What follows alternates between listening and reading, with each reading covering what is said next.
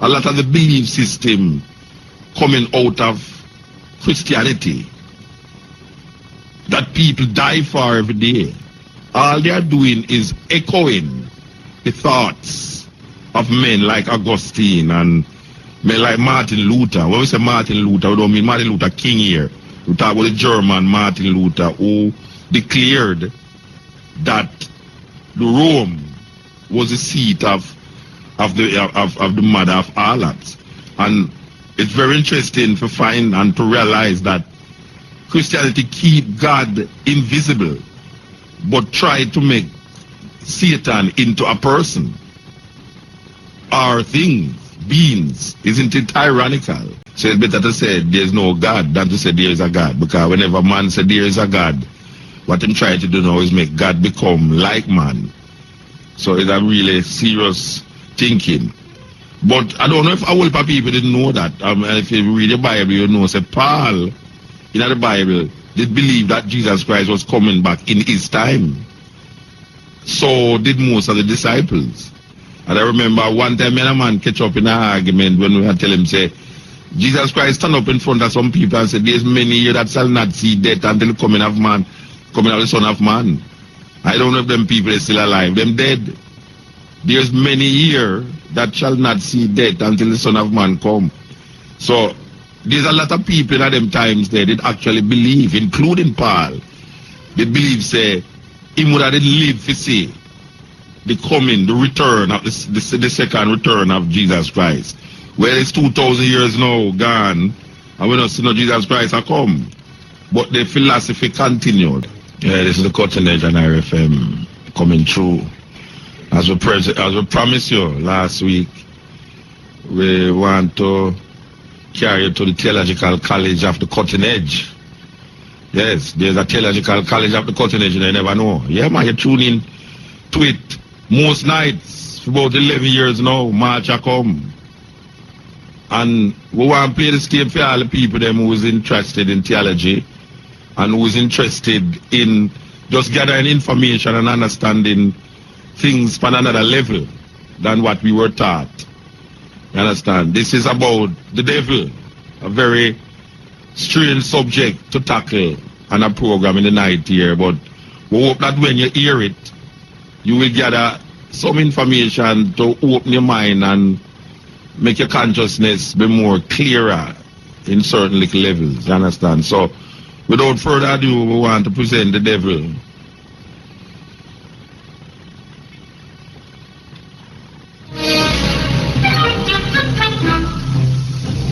This is not a conventional biography, but then the devil is a thoroughly unconventional, many would say unreal character.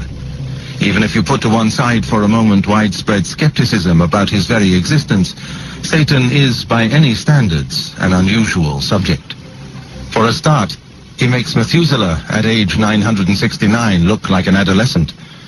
The devil has been around for some 2,000 years in the New Testament, and maybe for a good deal longer in various other guises and incarnations. Indeed, exact details of the birth, parentage, and education of this doughty time traveler are impossible to come by. The devil is very much a part of the Christian viewpoint. Other creeds may have toyed with malign gods and spirits, but none has carved out a similar role. A figure who is the name and the face to put to the abstract reality of evil. On his relationship with the Christian God, reportedly once very close, almost that of a favored son before they had an almighty falling out, it is hard to arrive at an accurate portrait. Are they equal and opposite ends of the spectrum? Principles of good and evil locked in a cosmic battle like Batman and the Joker? Or is the devil not a free agent? Is he still in some fashion under God's control?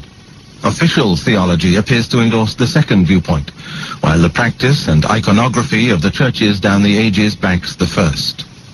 It is just one of the murky areas of ambiguity that confront the biographer. The question of ancestry is another. The devil has no conventional family tree, but does appear to have forebears in the ancient civilizations of the Near East and in Judaism and Islam. None begins to approach his prominence and powers, but the resemblance is too close to be ignored.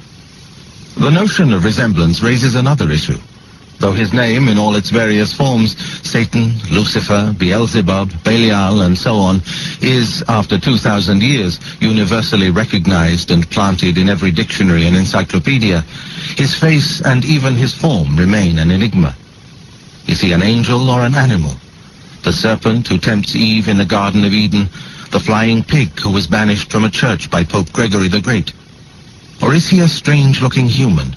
The hook-nosed gargoyle on the facade of Chartres Cathedral, the black bewinged imp in Bruegel and Bosch scenes, the fool of medieval mystery plays. The devil, it seems, has 1,000,001 disguises. What are taken as his telltale signs, the horns, the cloven hoof, the tail, the breath that smells of sulfur, the black skin and red eyes, are just several of his many masks. He could be anybody or nobody. That is what beguiles. Reported sightings also trouble the biographer. It is impossible to find independent verification for any of them. Are they, as one scholar remarked, all in the mind? The Catechism of the Catholic Church, published by Pope John Paul II in 1994, makes explicit reference to Satan's continuing role. And exorcisms, expelling the devil from those he has possessed, continue, though at a reduced rate. For the most part, however, mainstream Christianity has passed the devil on to fringe evangelical sects. These new churches, with their tendency to take every word of the Bible literally and their corresponding lack of theological or ethical sophistication, thrive on talk of the devil. If news of the devil's retirement has then been exaggerated in Christian circles, his regular appearances on stage, in films, and even in television advertisements promoting naughty but nice products suggests that secular 20th century Western society still has a place for him, albeit a cameo that hints at an ill-defined force of evil and malice. Demonizing, a process carried out by the Romans on the early Christians, remains one of the blights of a supposedly enlightened and tolerant era. The Nazis built on centuries of demonization of the Jews. Saddam Hussein becomes the devil incarnate, with every act of terrorism in the world laid at his door, regardless of the evidence. The devil is with us and causing trouble. Quite how he does this, or how it is done in his name, is one of the questions that is at the heart of this biography. Not the least among the others is to define the exact nature of the devil's shadowy existence. Does he, in fact, have a physical form? Is he a popular metaphor for the abstract reality of evil? Or is he something between the two? We live in an age that approaches religion and religious belief with skepticism, and places ever greater onus on science to provide the answers to those issues of life and death and destruction that have always perplexed humankind. Even within the churches, doubting Thomases have been elevated from the pitiable to the theologically correct. Yet many scientists will freely admit that they do not have all the solutions, and never anticipate being in a position to replace God. Bereavement, suffering, pain, natural disasters, the various apparently random crises of life remain as puzzling in the late 20th century as they were to the farmers of ancient Egypt, who despaired when the Nile destroyed their crops. In an age where the faith that saw God as a kind of universal Father Christmas has been destroyed, the myths and symbols of religion retain a unique capacity for helping in negotiating and navigating the inexplicable blows of fate. Rites and rituals can still bring comfort and spiritual growth. Among the most enduring features of the Christian landscape is the devil. His realm, granted, has been steadily eroded by science, as many of the phenomena that were once put down to his wicked hand are irrefutably ascribed to other sources. If, for example, a man had collapsed with an attack of epilepsy in the Near East in the 1st century AD, his behavior would have been put down to possession by the devil or his demons, and he would have been exorcised. In the Middle Ages, such a diagnosis would still have held good, but the patient would have been bled as well. Today, the same behavior is understood in terms of an uncoordinated discharge of motor neurons, and the patient is treated with diazepam. Psychiatry now has names and remedies to explain actions that were once simply called evil. It is no accident that the growth of Freudian psychoanalysis in this century has coincided with a decline in formal attachment to religion. Where once people would have sought counsel from their priest in the confessional and succor in the symbols of good and evil in their churches, today they resort to therapy. There are many more natural and moral occurrences that still have no name and no explanation. The word evil is sometimes questioned in relation to such occurrences. It is considered too abstract, too judgmental. Philosophers will argue that ours is a morally neutral universe with neither good nor evil. Yet many can still almost daily point to actions they would deem as evil, from violent crime, child abuse and rape, to acts of terrorism and the development of nuclear weapons. The important thing is that evil, otherwise an abstract metaphysical concept, can be identified. In the modern mind, it is located within each individual, what Jung called our shadow. Historically, the tendency was to place it outside, on the devil, who exploited a weakness in the human makeup. Of the two placements, the contemporary option is harder to deal with, since it imposes a responsibility on each and every individual. The traditional route, while emphasizing that God gave each man and woman free will, the capacity to choose right or wrong, did have the bonus of offloading some of the burden onto an external force. That is why the devil still attracts a following.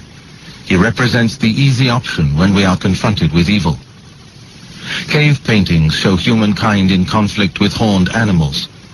Out of such depictions evolved the half-man, half-beast figure of the horned god of the North. This in turn influenced the Teutonic, Norse and Celtic deities, and ultimately the Christian devil. Tracing such links has been one of my tasks. Once good and evil were slotted into the model of some sort of deity, there were then efforts to sort out the exact relationship between the two. Ancient civilizations tended to see them as two sides of the same coin. In Egypt, for instance, Seth and Horus were often worshipped and even depicted together, the generally benign sky god and the usually malevolent god of the desert. The key to a good life was to achieve harmony, or ma'at, between these conflicting forces. The deities of Egypt and of Canaan and the various peoples of Mesopotamia were monist, where only one overall divine principle encompassed within its pantheon both good and bad. Judaism took the monist approach. Yahweh was the almighty, all-powerful one, equally responsible, the Old Testament makes clear, for good and bad events and actions, even at one stage egging Moses on to rape and pillage. This monism began to be eroded in the book of Job. There, Satan makes his first appearance, still very much under Yahweh's wing, as a kind of chief prosecutor at the heavenly court, but at odds with his master over the human capacity to do or be good for its own sake. It was in the apocryphal literature that blossomed between the writing of the final books of the Old Testament and the time of Christ that a sustained challenge was mounted to official monism.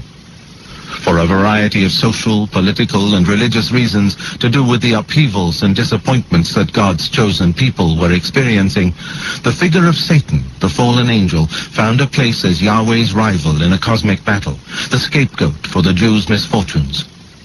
In a pattern to be repeated throughout history, the Jewish people tried to understand why their God could have abandoned them, and hit upon the wiles and temptations of Satan as the reason.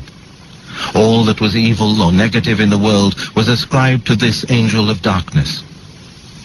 The devil is second only to Jesus in the New Testament, but distinct and different approaches to the question of good and evil can be seen between the would-be eyewitness accounts in the Gospels of Matthew, Mark, and Luke, the more philosophical and Greek-influenced writings of St. Paul, and the colorful and apocalyptic book of Revelations. No single line emerges from the New Testament about Satan, though his status is increased enormously and the official monist line is maintained.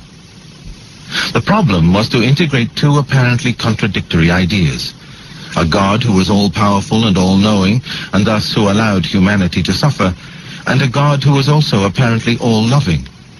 The 18th century Scottish philosopher David Hume summed up the dilemma succinctly when he wrote of God, "Is he willing to prevent evil but not able? Then he is impotent. Is he able but not willing? Then he is malevolent. Is he both able and willing? Whence then is evil?" Whatever the limits imposed by official teaching, the devil became an essential part of the Christian fabric, someone to blame when trouble and dissent cast a cloud, the eternal and convenient scapegoat. When the Reformation shattered the hope of one holy apostolic Europe under the papacy, both sides were quick to see the devil's hand manipulating their rivals. Luther had only to think of Rome to see a hellish city full of demons parading around in the scarlet robes of cardinals, while one of the most popular depictions of the Protestant reformer among Catholics had him listening attentively as the devil whispered in his ear. The devil became synonymous with the deities of any rival creed to Christianity. With the rise of Islam in the 8th century and its spread into continental Europe, and especially into Christendom's lost province, Spain, Muslims were targeted as the devil's disciples. Later, the language of the Crusades, whatever their true political purpose, was all about defeating the infidel and winning back the holy places in Jerusalem from the powers of darkness. The devil was an essential part in putting a face to evil. He was also useful in the Roman Church's attempts to outlaw practices it objected to on moral grounds. Since Augustine in the 5th century, it had enforced a strict code of sexual morality. Those who broke it, and particularly those women who were seen by clerics as following in the footsteps of Eve by seducing men into wrongdoing, ran the risk of being tainted with the devil. The witch craze was part of a long-running conspiracy theory, a collective fantasy particularly prevalent among Christians, though seen in recent times in social workers and therapists who endorse allegations of satanic ritual abuse, that there is a group within society breaking all the rules and subverting all the norms. Since one of the devil's roles down the ages has been that of a revolutionary, he was, after all, the first rebel, his name has become linked with such charges. These usually include nocturnal meetings, symbolizing the path of darkness, not light, inversion of Christian images, orgies, incest, sexual depravity, blood sacrifice. Self-avowed Satanists remain, for the most part, people who are either sick or who feel in some way rejected, marginalized, or cast out by society, and who turn to the devil as a channel to express their own alienation. The search to understand, quantify, and even negate that evil, so much a part of the devil's story, is part of this biography. It makes no pretense to have the answers that have eluded humanity since the beginning. It merely observes the role the devil has played and continues to play in an endeavor to make sense of the inexplicable. People today believe in the devil as a reality, yet those who deny the existence of evil altogether remain a minority. The rest inhabit various staging posts on the way from one position to the other, that there are evil actions but not evil individuals, or that people can be evil but that evil is within them. Such formulas can seem thin and inadequate when faced by daily news reports of terrible and terrifying acts of cruelty and barbarity around the world. Can the hatred that created Auschwitz be found only within humanity, or is there a greater force of evil out there? The fundamental question of evil remains, and with it, the devil. Though the blackest of black sheep, the devil is seen today as a member of the extended Christian family. Yet the devil, who is such a menacing figure in the New Testament, can trace his lineage back not just to Judaism, but to pre-Christian times and to other creeds and cultures that had an influence on the authors of the Bible. Satan did not suddenly appear from nowhere as a fully grown adult to traumatize Job, tempt Jesus in the desert, and terrorize generations of Christians. There were precedents, parallels, and a universal need for a figure or formula to explain away what might loosely be termed evil. He came from a long line of demons and evil spirits that had fulfilled just such a role for the peoples of the Near East for 4 millennia. While most traditions saw their gods as monist, two-faced, angels of munificence and kindness one minute, and the next, for no reason, demons of cruelty and destructiveness, there was a growing trend in the immediate pre-Christian era toward what became known as dualism. Good and evil were increasingly seen as opposite and even independent forces. Plato labored to separate evil from the creator, body from spirit, the one base, earthbound and morally neutral, the second purer and capable of choosing between good and evil. The Jews, in the wake of their exile in Babylon, followed this fashion for creating separate principles of good and evil. While they were later to revert to a more ambiguous position, Officially, at least, evil spirits have always had a role in popular Judaism. The Christians implicitly enshrined opposite poles of good and evil in their gospel through the character of the devil. In examining the cross-fertilization of ideas between various cultures and peoples, the devil should not be seen as a character invented by one civilization and handed on to others. There are many influences and no single line of development. Therefore, there cannot be a single starting point to this biography. The devil has not one birthplace, but many. As many, in fact, as there were human imaginations trying to understand their existence and their environment. The great attraction of evil spirits remains that they put a face to the irrational and can explain away the abstract reality of evil in the world. The Egyptian civilization that thrived along the Nile and its delta from the 4th millennium BC until the time of classical Greece and Rome was a model for all that followed. Religion was not organized in any institutional form, with churches and priests and rule books, but was nonetheless an integral part of Egyptian life. Egyptians searched in their religion for something beyond the cycles of everyday existence, for a timeless, unchanging cosmos. The afterlife was a great obsession, as the mummies and grave goods in the death chambers of the pyramids make abundantly clear. Each Egyptian sought to prepare his or her case to put to the gods when he arrived on the threshold of the underworld. Tuat, the underworld, bears a passing resemblance to the hell that was later to become the Christian devil's lair. While its location is not so much under the earth as all around it, Tuat's undisputed master of ceremonies is the black, jackal-headed god Anpu, or Anubis. Represented in tomb paintings like the rest of the Egyptian deity as half man, half beast, Anubis has a tail and horns, and is sometimes shown with the scales that weigh the souls of the dead.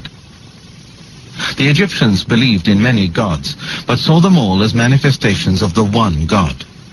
There was no other figure to rival the one God. However, within this pantheon, individual gods could be helpers and hurters.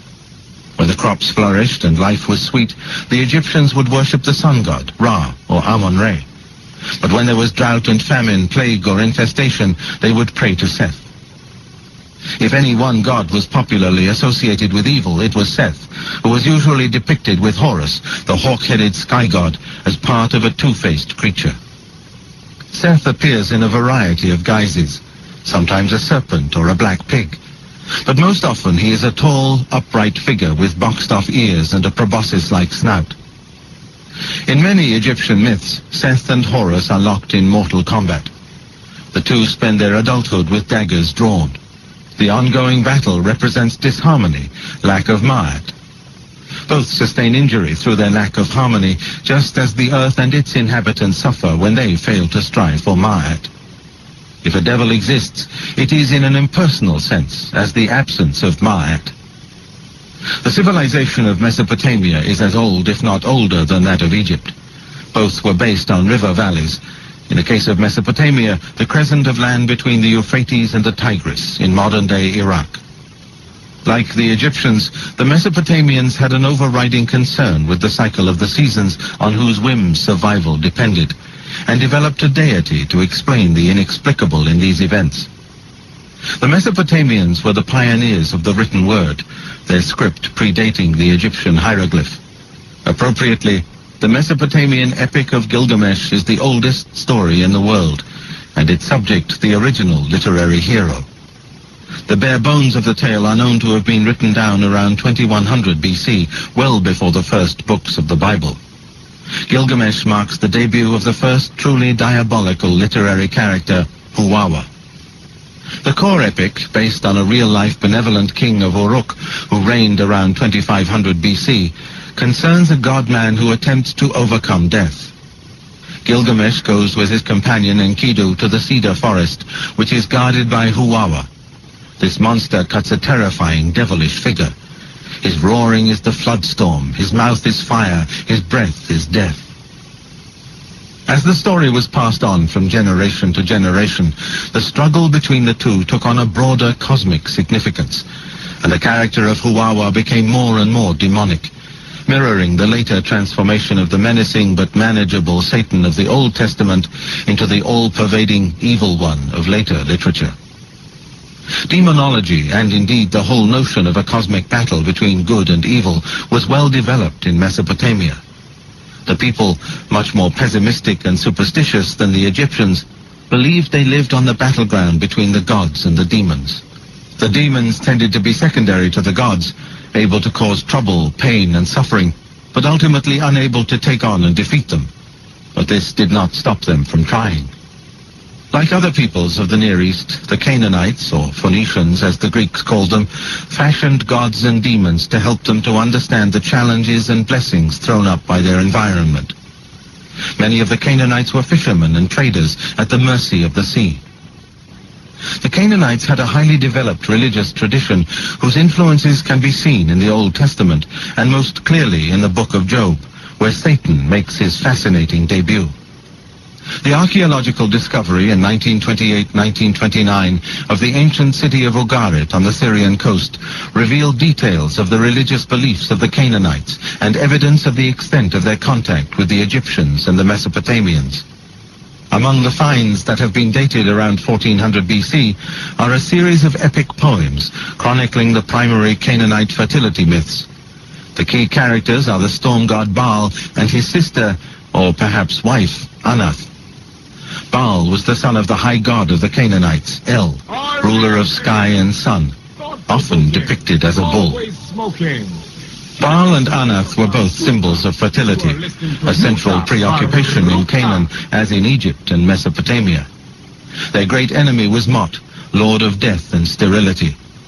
Just as Huwawa initially triumphs over Gilgamesh, Mot defeats Baal and swallows him, ushering in an era when the crops die in the fields. After 7 years, Anath has her revenge on Mot, killing him and grinding his body into seed to make the fields blossom once more.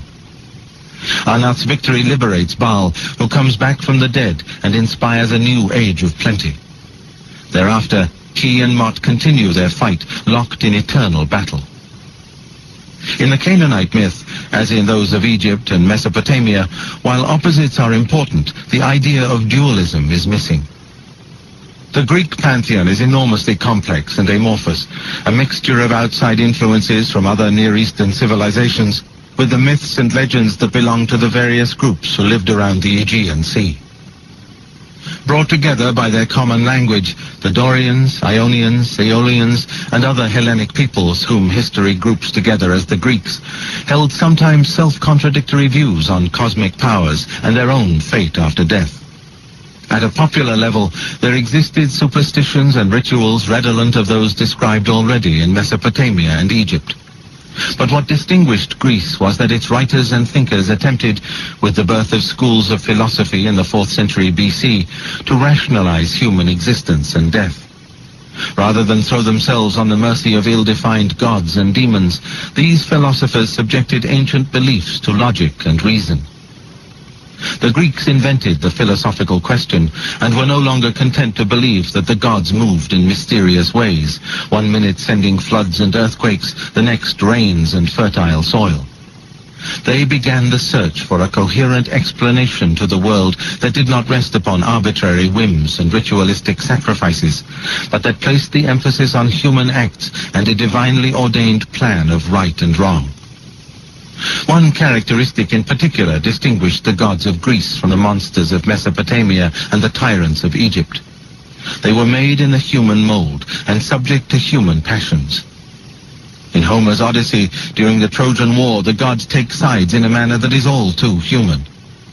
Homer attributed to the gods everything that was unpleasant in humankind: theft, adultery, deceit.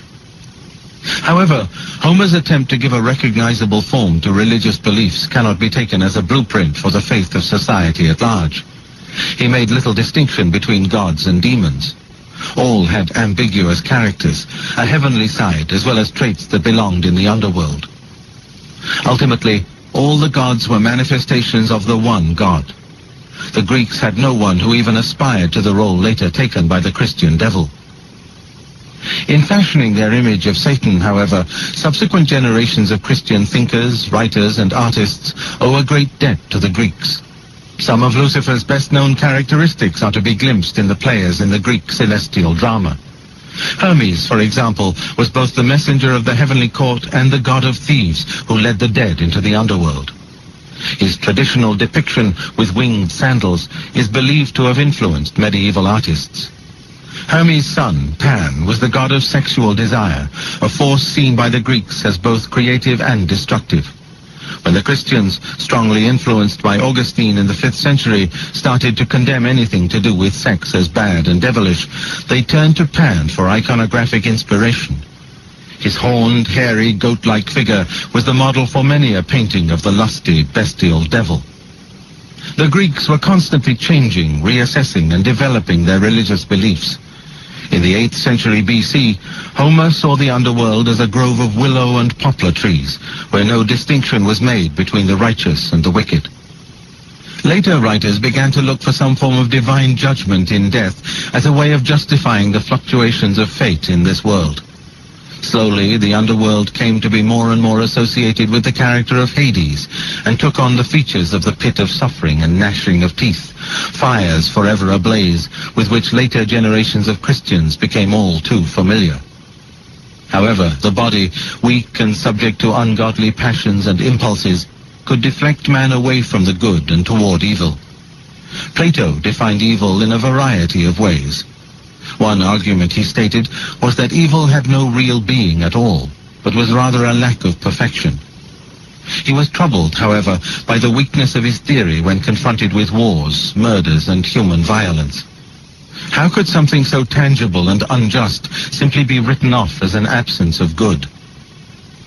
Plato tried to square the circle by acknowledging such acts as evil, but by absolving the one God of any responsibility. As he wrote in his Republic, "For the good we must assume no other cause than God. But for the cause of evil we must look for in other things, and not in God." When developed by Plato's followers, it was an idea that was to inspire biblical accounts of the fall of angels from heaven and the birth of the Christian devil before the world began. In Persia, it was the prophet Zoroaster, literally golden splendor, who broke the tradition of numerous nature gods and demons in Mesopotamia, and who produced the first character akin in his powers and aims to the Christian devil.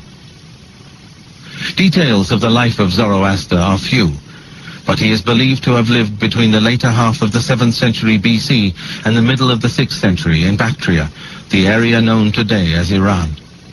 He abandoned the ancient Mesopotamian tradition of two-faced gods, sometimes good and sometimes bad, exerting their power over their followers through forces of nature, and taught his disciples instead that there were two opposite and equivalent forces, the one positive and the other negative. By relegating existing gods to minor roles, Zoroaster elevated Ahura Mazda, the god of light, above all others. Set against Ahura Mazda, who sought to bring law and order to nature, was the fiendish Ahriman, the force for war in nature. All good was due to Ahura Mazda, all evil to Ahriman. Zoroaster was the first recorded dualist, believing that the world could be divided down the middle into black and white, with no one omnipotent power in control. The Gauthas, or hymns, that were reputedly written by Zoroaster make abundantly clear the general principle of opposites. The hymns say, "Now at the beginning the twin spirits have declared their nature, the better and the evil. Of these two spirits, the evil one chose to do the worst things, but the most Holy Spirit, clothed in the most steadfast heavens, joined himself unto righteousness." Some of Zoroaster's disciples later talked of this Holy Spirit as one of two conflicting spirits within the Ahriman, or evil one. In this system, Ahura Mazda was an overall power who begat twin spirits of good and evil, and then left them to battle for the soul of mankind. He was then the court of ultimate appeal, giving them freedom of action, but preventing a final victory for evil. This notion of the supreme God retaining a final veto over the power of the devil is present in Christian teaching. It is difficult not to spot in the figure of Ahriman a prototype of the Christian devil. Described as the evil one, a cosmic force to rival that of the good God, he was likened by Zoroaster to a serpent. As the devil is held responsible for the 7 deadly sins in Christianity, Ahriman was served by 7 arch-fiends: wrong-mindedness, heresy, anarchy, discord, presumption, hunger, and thirst. He inhabited a hell-like void, and Zoroastrianism taught that on death, the soul passes over an accountant's bridge, where those who had sinned could be pulled down into the void for eternal punishment by Ahriman. As we are saying, enough things are going over the holiday. We just want the people them keep safe and nobody else spread your money where you can't get back no money next year, you know. Because after the holiday, reality will lick you understand? You're going to have to come back to that reality. Okay, hope you're listening to where I go on, you know. Very important documentary here on the devil. So we'll go back to college. This is recess time, you know, but recess done, so we'll go back now. Abundantly clear the general principle of opposites. The hymns say, "Now at the beginning the twin spirits have declared their nature, the better and the evil. Of these two spirits, the evil one chose to do the worst things, but the most Holy Spirit, clothed in the most steadfast heavens, joined himself unto righteousness." Some of Zoroaster's disciples later talked of this Holy Spirit as one of two conflicting spirits within the Ahriman, or evil one. In this system, Ahura Mazda was an overall power who begat twin spirits of good and evil, and then left them to battle for the soul of mankind. He was then the court of ultimate appeal, giving them freedom of action, but preventing a final victory for evil. This notion of the supreme God retaining a final veto over the power of the devil is present in Christian teaching. It is difficult not to spot in the figure of Ahriman a prototype of the Christian devil. Described as the evil one, a cosmic force to rival that of the good God, he was likened by Zoroaster to a serpent. As the devil is held responsible for the 7 deadly sins in Christianity, Ahriman was served by 7 archfiends: wrong-mindedness, heresy, anarchy, discord, presumption, hunger, and thirst. He inhabited a hell-like void, and Zoroastrianism taught that on death, the soul passes over an accountant's bridge, where those who had sinned could be pulled down into the void for eternal punishment by Ahriman. There are other parallels between Zoroaster's teachings and those of Christianity. Both warn that a great world crisis is at hand and anticipate a day of judgment. Zoroastrianism talks of a savior created by Zoroaster's seed who will come to redeem the world. The interchange of ideas between Zoroastrianism and Judaism, and hence Christianity, has been well established historically, geographically, and culturally. Although a minority cult, Zoroastrianism influenced a diverse range of groups, most notably the various Gnostic groups who undermined mainstream Christianity with their dualistic views of the world. There is scarcely a mention of the devil in the Old Testament. The figure who plays such a leading role in the New Testament is conspicuous only by his earlier absence. However, scattered throughout the Old Testament is a cast of characters who, individually and together, contain the seeds of the future Prince of Darkness, though they never truly aspire to his role as the apotheosis of evil. The Jewishness of Christianity makes the Hebrew Scriptures, as the Old Testament is often known, the nursery for the devil. Without Judaism, many of the notions Christians today take for granted would never have evolved, while in purely practical terms, without the seedbed and protective cover of Judaism, the tiny band of followers of a short-lived Messiah from Nazareth could not have managed to found one of the world's great religions. The books of the Old Testament were composed between roughly 900 and 100 BC, though the texts, as we know them today, mostly date from the period after the exile of Jews to Babylon from 586 to 538. Carted away from the Promised Land with their spiritual home, the temple destroyed by their conquerors, the Israelites fell back for sustenance and moral courage on weekly readings of the Scriptures. By the end of the exile, or soon afterward, the first 5 books of the Old Testament, the Pentateuch, had taken on the form we know today, though they detailed events from over 500 years earlier.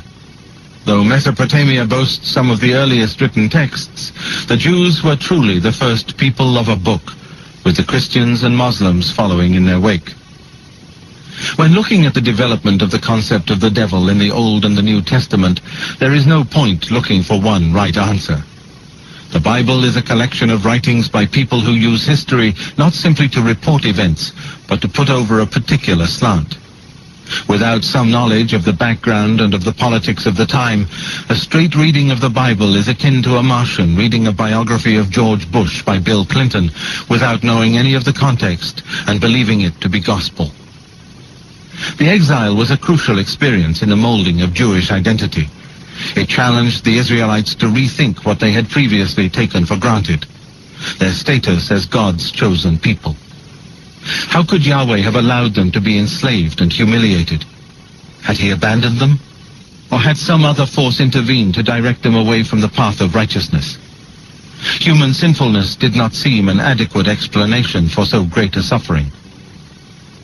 The arbitrary nature of Yahweh's anger was disorientating and demoralizing, and led not only to a return to the scriptures, but to a parallel surge of interest in superstition, folklore, and myth. This extant oral tradition offered one way forward in the darkness of abandonment and confusion. The prevailing impression left by the Old Testament is that Yahweh, like the one God of the Egyptians, was responsible for everything on earth, holding it in balance through the law that he had handed down to Moses. On the surface, Yahweh leaves no room for anything approximating a personification of evil. The most basic contrast between the Old and New Testaments is that in the first, God is often cruel and willful, while in the second, his all-loving and all-forgiving nature is much more to the fore. At the root of this dichotomy is the fact that for much of the Old Testament, Yahweh represents both good and evil, while in the New, much of his malign function has been hived off to the devil. Much of the early part of the Old Testament in particular is concerned with strict adherence to the law and observance of ritual. Obedience was an obligation that went with the covenant, a response to the love shown by Yahweh. And on a practical level, keeping the law had the advantage of keeping Yahweh good and benign. It was only when the Israelites ignored the law as handed down to Moses that Yahweh showed his darker, more ruthless side. The early books of the Hebrew Scriptures make passing references to evil spirits and demons, hinting that vestiges of polytheism and earlier superstitions may have lingered on before they were expunged by the later Judaic belief in an omnipotent Yahweh.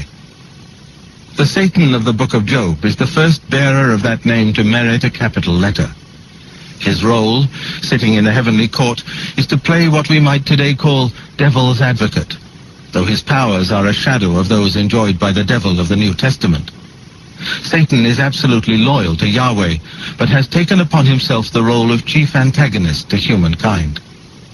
This is the first time in the Old Testament that the fundamental issue of suffering and why a good God allows it is addressed. As a literary approach to a question that has puzzled God-fearing humanity down the ages, Job is without rival. In it are encapsulated all the dilemmas that have afflicted humankind down the ages, all the questions that theologians and philosophers have debated.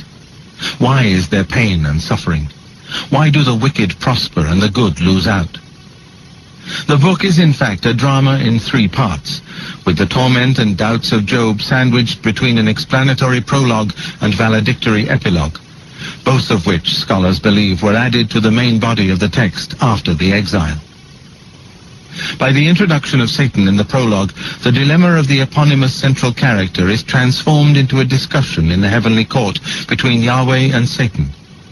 By giving Satan such a role, the sufferings of Job were given an extra dimension as an allegory for those of Israel during the exile, and heaped not at Yahweh's door, but at that of his mischievous servant. A series of terrible misfortunes befalls Job in the prologue. His cattle are stolen, his servants put to the sword, fire destroys his sheep, and a freak storm wrecks his house and crushes his children. But, contrary to Satan's expectations, Job refuses to turn his back on Yahweh. Through all his sufferings, Job never gives way, though in his trials and tribulations he finds it increasingly difficult to understand that the God who loves him can also be the one who is punishing him.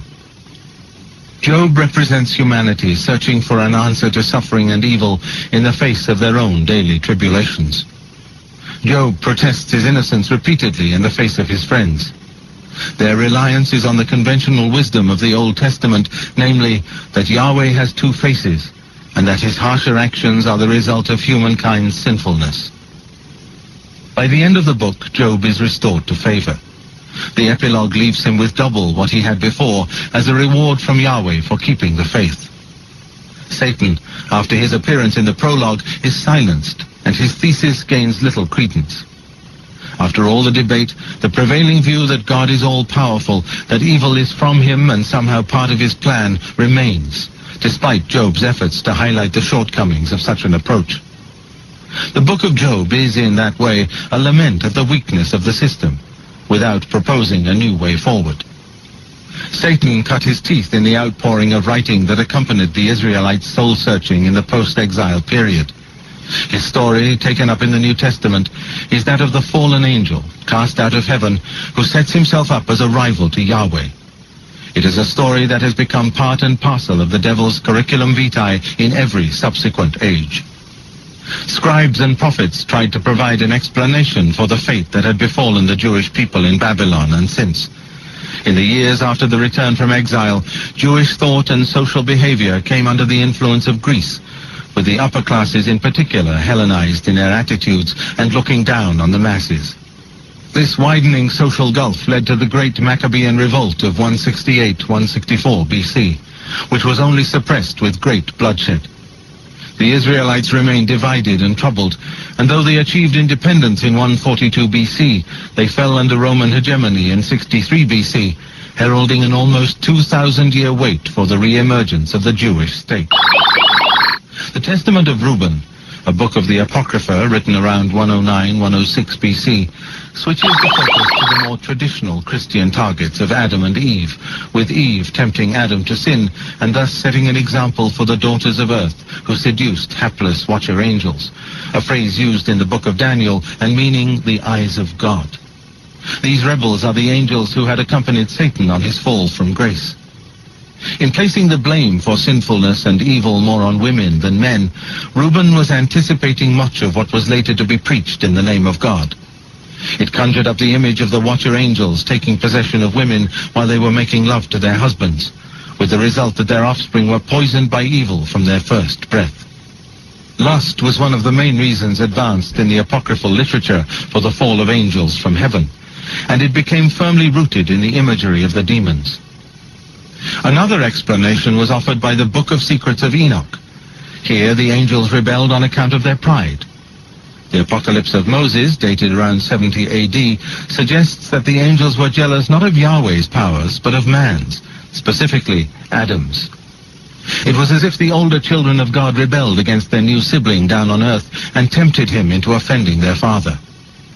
The rapid development of the idea of the evil one in apocryphal literature poses the question of where the ideas that took such a hold on writers and thinkers of the time came from. Historians of the period have spotted traces of Belial in Canaanite thought, while a fragment known as the Book of Giants, found with the Dead Sea Scrolls and thought to be of this era, mentions Gilgamesh and Huwawa. The most obvious link, however, is with Babylon and the Zoroastrianism that the Jews encountered during their exile and occupation. Cyrus the Persian, the liberator of the Jews from their Babylonian prison, and described in Isaiah as the anointed of Yahweh, was a follower of Zoroaster. The parallels between the dualism of that credo and what appeared in the Apocrypha are striking. The difficulty, as ever, with parallels between the developing demonology of the Near East and that of Zoroastrianism is that the time scale allows for a two-way traffic, and it is never entirely clear who is influencing whom. What is beyond question, however, is that though there seems to be a great sea change between the Old and New Testaments and their attitude to the personification of evil, the books of the Apocrypha provide the bridge. They were widely read at the time of Christ and influenced both his disciples and Christian thinkers who later fashioned the devil as a terrifying adult. The devil's clash with Jesus in the New Testament dominates proceedings. The shadowy, uncertain adolescent of the Hebrew Scriptures, who put on such a spurt of growth in the literature of the Apocrypha, matures in the holiest of the holy books of Christianity. Though it is tantamount to heresy in the mainstream churches today to mention the fact, the New Testament is a story of the war between Jesus and the devil, between good and evil. The tendency among modern theologians and church leaders is to avoid mentioning the devil, lest they or their creed be dismissed as medieval or superstitious. At best, they will concede that his repeated appearances in the New Testament are a metaphor, a symbol of evil, though any talk that such an explanation should then be extended to Jesus is fiercely resisted. The consequence is that too much study of the New Testament today excludes the devil. It is as if Dr. Moriarty were edited out of the Sherlock Holmes stories. The character and actions of the devil are crucial to the story of salvation of humankind that is at the core of the New Testament. Without the devil, Christ has nothing and no one to defeat, no way of dispensing with the shortcomings of the here and now and of ushering in the kingdom of God. Yet the devil does not rise out of the pages of the New Testament as a rounded character, the ever-eager artful dodger, the con man in working clothes who became central to the Christian tradition. This is perhaps not surprising when one considers that Jesus, too, is seen more on account of his deeds than as himself.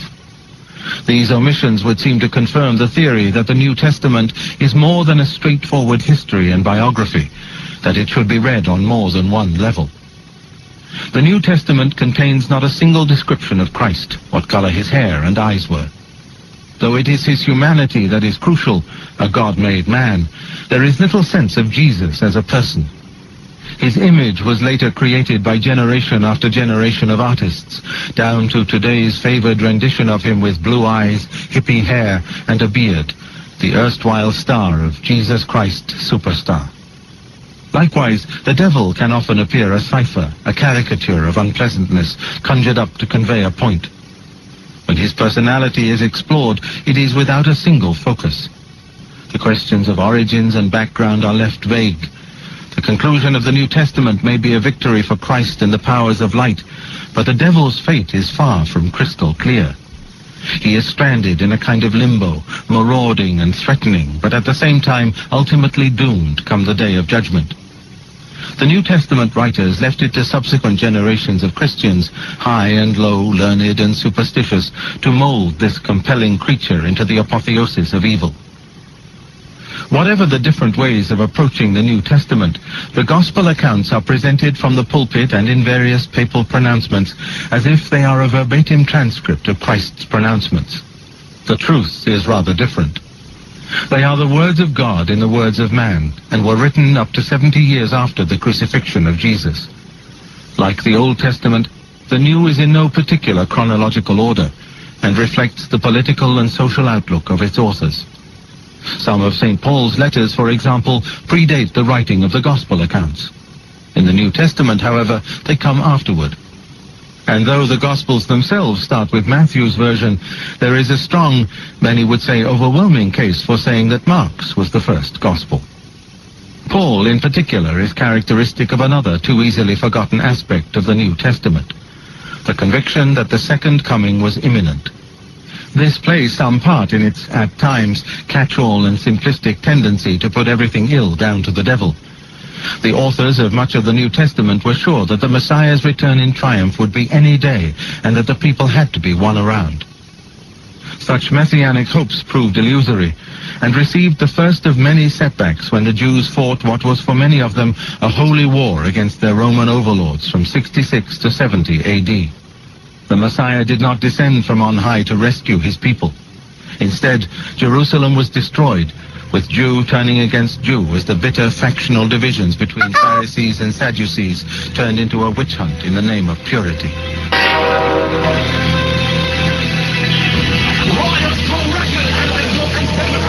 Yeah, this is the Cutting Edge and RFM there with you. We want to yell up my brethren in San... Why me love say? We want to yell up my brethren in San Francisco. We want to yell up Daniel, who we know say a listener. We want to yell up Abba Zero. Abba Zero say get high-tech, so you can hear the Cutting Edge now without cover Jamaica. Abba Zero say the tape about the devil is very intense. So, we want to big up the man, you know, because you know, a long time Abba Zero want to find out how to hear the Cutting Edge, like which part today, that they get the opportunity to do it now. So, we want to yell up Usher, because we know, say, without a doubt, Usher line up that. You understand? So Usher, we want to big you up for make your father can listen to his favorite program from Berkeley. That don't mean say he must come back to Jamaica now, you know, so you can hear the Cutting Edge from Berkeley, you know. Alright, sir. This is the Cutting Edge on RFM. we're presenting to you a biography of the devil. First time on the radio, anyway, which is the second time on the cutting edge still, but you know, you're not going to hear them theological reasoning here, college reasoning here, for no other rail station. Them hours a man in here, you understand? So, without further ado, cutting edge. Without Paul, Christianity might well have remained just another apocalyptic Jewish cult. It was this poacher-turned-gamekeeper who spread Christ's teachings beyond Israel, nurtured the developing church with a missionary zeal, gave intellectual vigor to the credo, and debunked the idea that Jesus came only for the Jews. Paul's various letters to the Romans, Corinthians, Ephesians, and Galatians have been enormously influential in the development of Christianity. They epitomize the sometimes confused picture the New Testament presents of the devil. In his letter to the church in Rome, Paul appears to confirm the traditional idea that God is omnipotent, source of all things good and bad in the world. Paul also writes extensively of the devil and his role in a world that is teetering on the brink of moral and physical disaster. In the words of literary historian Neil Forsyth, every time Paul uses the word Satan, he is referring to the opponent of human salvation, not to the figure who does battle with Michael in the book of Revelation. Unquote. The cosmic dualism that came later in the book of Revelation, which concludes the New Testament with a vision of a war in heaven, has no place in Paul. Neither does talk of evil spirits and demons. Paul casts his net wider and has harsh words to say about human sinfulness. The notion of evil being the result of an external force preying on humankind, which is the dominant theme of the Gospels of Matthew, Mark, and Luke, finds little space in Paul's theology. Rather than blame everything on the devil, he attempts instead to draw up a new version of Yahweh's original covenant with the Jews that could include everyone. It was as if Paul was trying to update the law, the moral code of the Old Testament, in the light of Christ's teachings. The association of the Spirit with God and the flesh as open to the wiles of the devil was not yet made. But Paul's high moral tone on sexuality was to be taken up by those who saw anything to do with the body as the work of Satan. However, in drawing a distinction between flesh and spirit in the same way that Christ is set against Satan, Paul was giving a clear signal. The flesh was one source of sinfulness. In his first letter to the church at Corinth, Paul suggests another, when he compares the destruction that Adam brought through his infidelity in the Garden of Eden. Adam is then the enemy by his original sin, a legacy passed on to all who came after him. There is no mention of the devil, though later he, and not Adam, became the snake-like villain of Eden. The evil one has many names in the New Testament. Usually he is either the Hebrew Satan or the Greek devil. In the three synoptic Gospels, the accounts by Matthew, Mark, and Luke of Christ's life written after Paul, the devil also appears as Beelzebub. The Pharisees, confronted with Jesus' capacity to cure a blind and dumb demoniac, respond, "The man casts out devils only through Beelzebub, the prince of devils." Jesus denies the charge. "If it is through the Spirit of God that I cast devils out, then know that the kingdom of God has overtaken you." Though the origins of the name are unclear, Beelzebub, literally Lord of the Flies, seems to be a derogatory form of Prince Baal, the Canaanite god. In his 3-year public ministry, Jesus' principal weapon in fighting the devil is exorcism. Though today exorcism is a rare and to some an exotic practice, more the preserve of Hollywood than mainstream churches, it was a fairly routine procedure for coping with sickness among the Jews at the time of Christ. Exorcism is one of the key features that distinguishes the synoptic Gospels from the writings of Paul and John. Paul scarcely spares a thought for demons and devils, and then only as a way of poking fun at the beliefs of those he deems heathens. By contrast, in Mark, the author rushes through Jesus' early life and his period in the desert in order to include in the first chapter an exorcism. The tone is set. As the Gospel says, that evening after sunset, they brought to him all who were sick and those who were possessed by devils. The whole town came crowding round the door, and he cured many who were suffering from diseases of one kind or another. He also cast out many devils. Mark recounts that it was through his exorcisms of evil spirits that Jesus' fame spread. In a literal sense, such encounters were cures. But on another, much more significant level, they are one of the distinctive ways in which the New Testament approaches the question of good and evil. What is inside the possessed person comes out when faced down by Christ. Jesus makes it clear that the true source of disharmony in individuals and, by association, in the world, is an external agent, evil spirits who are in the pay of the devil. The Synoptic Gospels leave open the questions of how Satan fits into the divine plan of an all-knowing, all-seeing God, and the devil's indispensability in bringing about Christ's passion and death and resurrection. The possibility that the devil could still in some dark way be God's servant, the tempter of humankind after the fashion of Job, is not entirely exhausted. The writings of the Apostle John and his circle, however, sought to put any suggestion out of court. The last entry in the New Testament, the extraordinary book of Revelation, is also associated with the Apostle John, either the work of the evangelist himself or one of his immediate circle, somewhere between 70 and 95 AD. John is less interested than the synoptics in agents of the devil, in evil spirits and demons, than in Satan himself. Of the four Gospels, John is the most dualist, a precursor to the high point of the battle between God and the devil in Revelation. Only in John's account of the last week of Christ's life are the events of the crucifixion put in the context of the cosmic battle. At the Last Supper, Jesus tells his apostles, "Now sentence is being passed on this world. Now the prince of this world is being overthrown. And when I am lifted up from the earth, I shall draw all men to myself." John is preoccupied with why the Jews failed to recognize Jesus as their Savior. He mixes Old Testament ideas about the sinfulness of human nature with the suggestion in the other Gospels that the devil possesses humans and makes them do evil deeds. The book of Revelation develops John's Gospel and the concept of eternal life. Revelation is final confirmation that the Christian Satan is a direct descendant of the cosmic adversaries of the Near Eastern credos. For the devil's life story, the most significant section of Revelation is chapter 12, which tells, for the first and only time in the Bible, of a battle royal in heaven. It is a vision that has contributed enormously to the picture of the devil presented in learned articles and classrooms around the globe. Satan starts off as a huge red dragon with 7 heads and 10 horns. The dragon's tail then sweeps 1/3 of the stars in the sky down to earth, before turning its attention to a woman about to give birth to a child.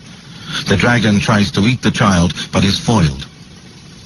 The text then abruptly changes direction and focuses on the war in heaven, with the dragon and his angels slugging it out with the archangel Michael and the virtuous angels. The latter prevail, and the dragon and his band are driven out of heaven. The narrative continues with a description of the dragon Satan becoming a sea monster with the mouth of a lion, the paws of a bear, and the look of a leopard, screeching blasphemies and making war against the saints and all humanity. In one vision are collected many of the characteristics that continue to shape the image of the devil to this day: the serpent, the wild beast, the deceiver, the utterer of blasphemies, even the would-be satanic epigram 666. The devil serpent dragon figure is held responsible in Revelation for natural disasters on the earth, in the same way that earlier races had blamed the dark shadow of their gods for earthquakes and floods. Revelation is the only New Testament book to consider natural evil. The rest of the canon is concerned largely with personal morality and social evil. And what happens to Satan on the much-anticipated day of judgment? Revelation tells us, "Then I saw an angel come down from heaven with the key of the abyss in his hand and an enormous chain. He overpowered the dragon, that primeval serpent which is the devil and Satan, and chained him up for 1,000 years.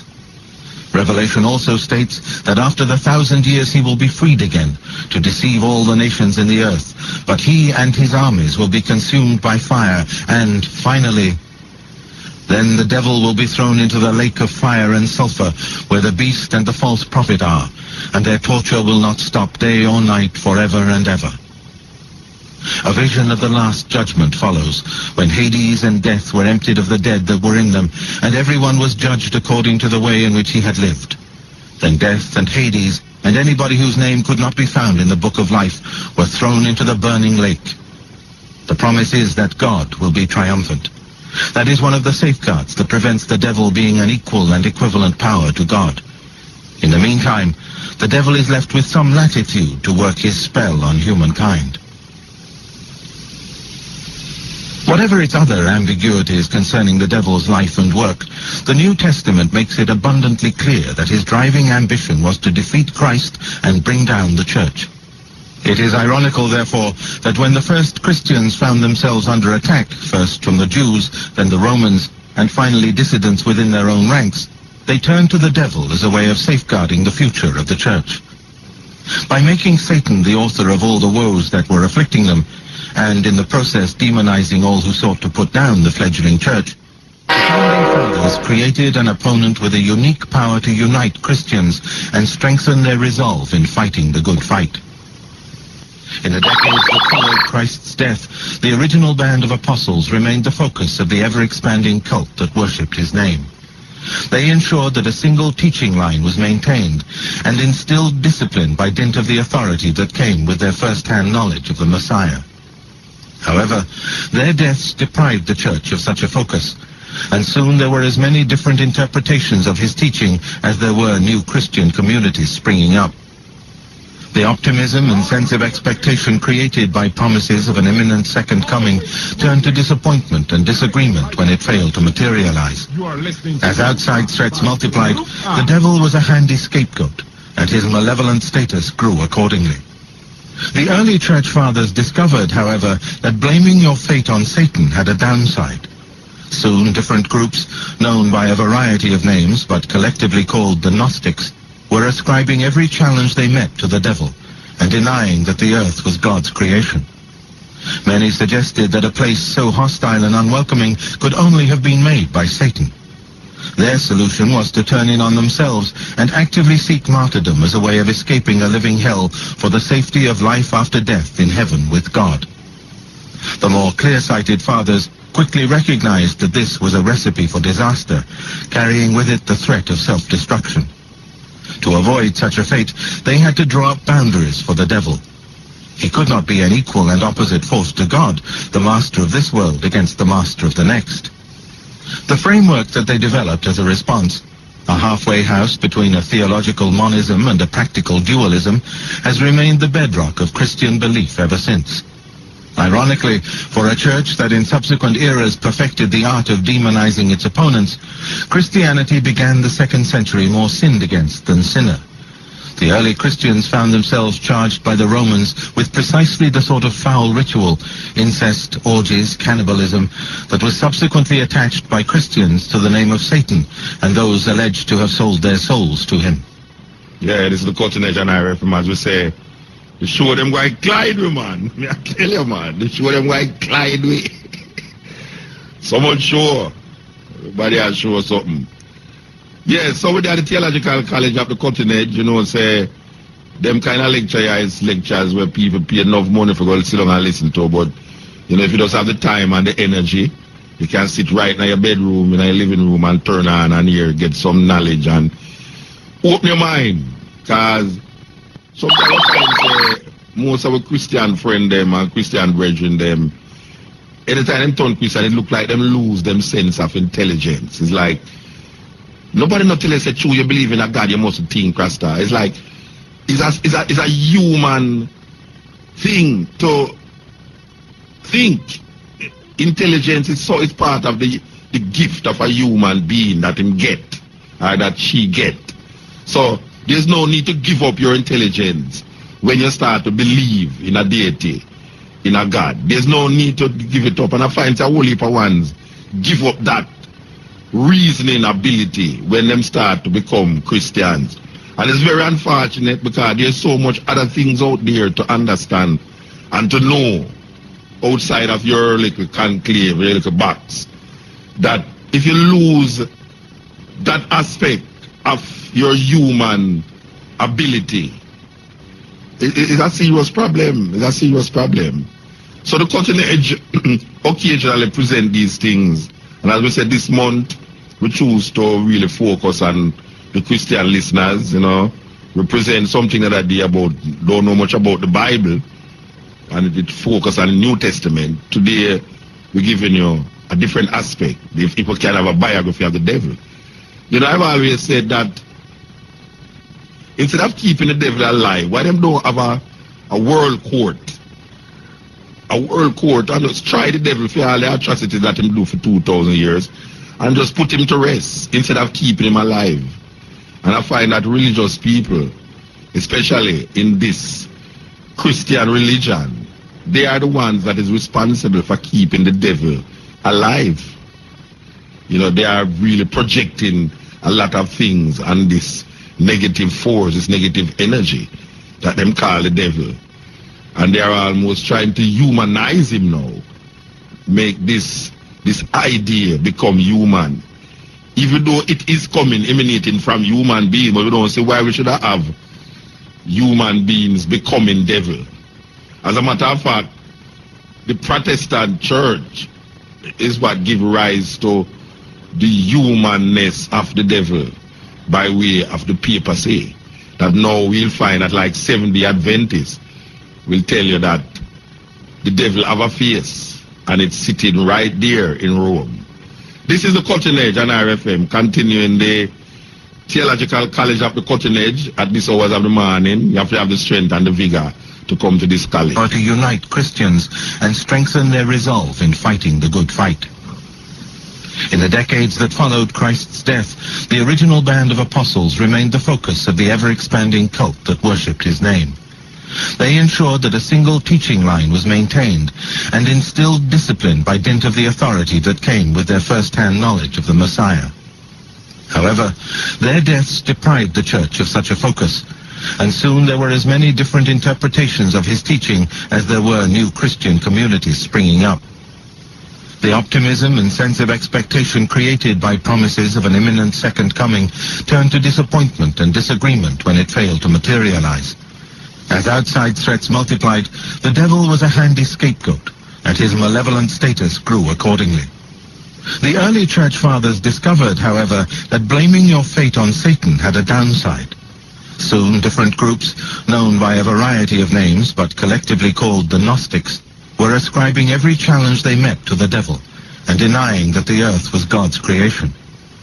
Many suggested that a place so hostile and unwelcoming could only have been made by Satan. Their solution was to turn in on themselves and actively seek martyrdom as a way of escaping a living hell for the safety of life after death in heaven with God. The more clear-sighted fathers quickly recognized that this was a recipe for disaster, carrying with it the threat of self-destruction. To avoid such a fate, they had to draw up boundaries for the devil. He could not be an equal and opposite force to God, the master of this world against the master of the next. The framework that they developed as a response, a halfway house between a theological monism and a practical dualism, has remained the bedrock of Christian belief ever since.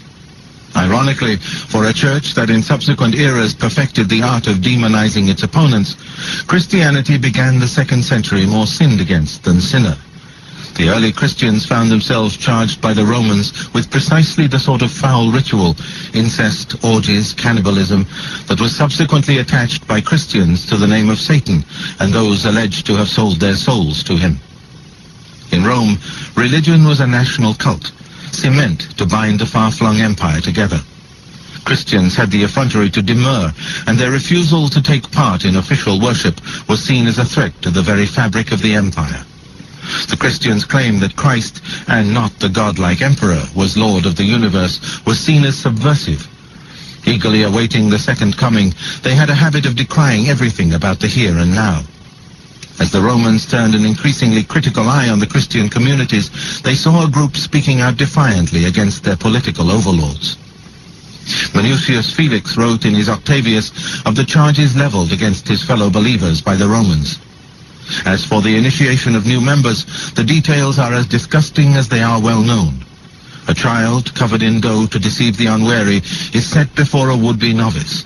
The novice stabs the child to death with invisible blows. Indeed, he himself, deceived by the coating of dough, thinks his stabs harmless.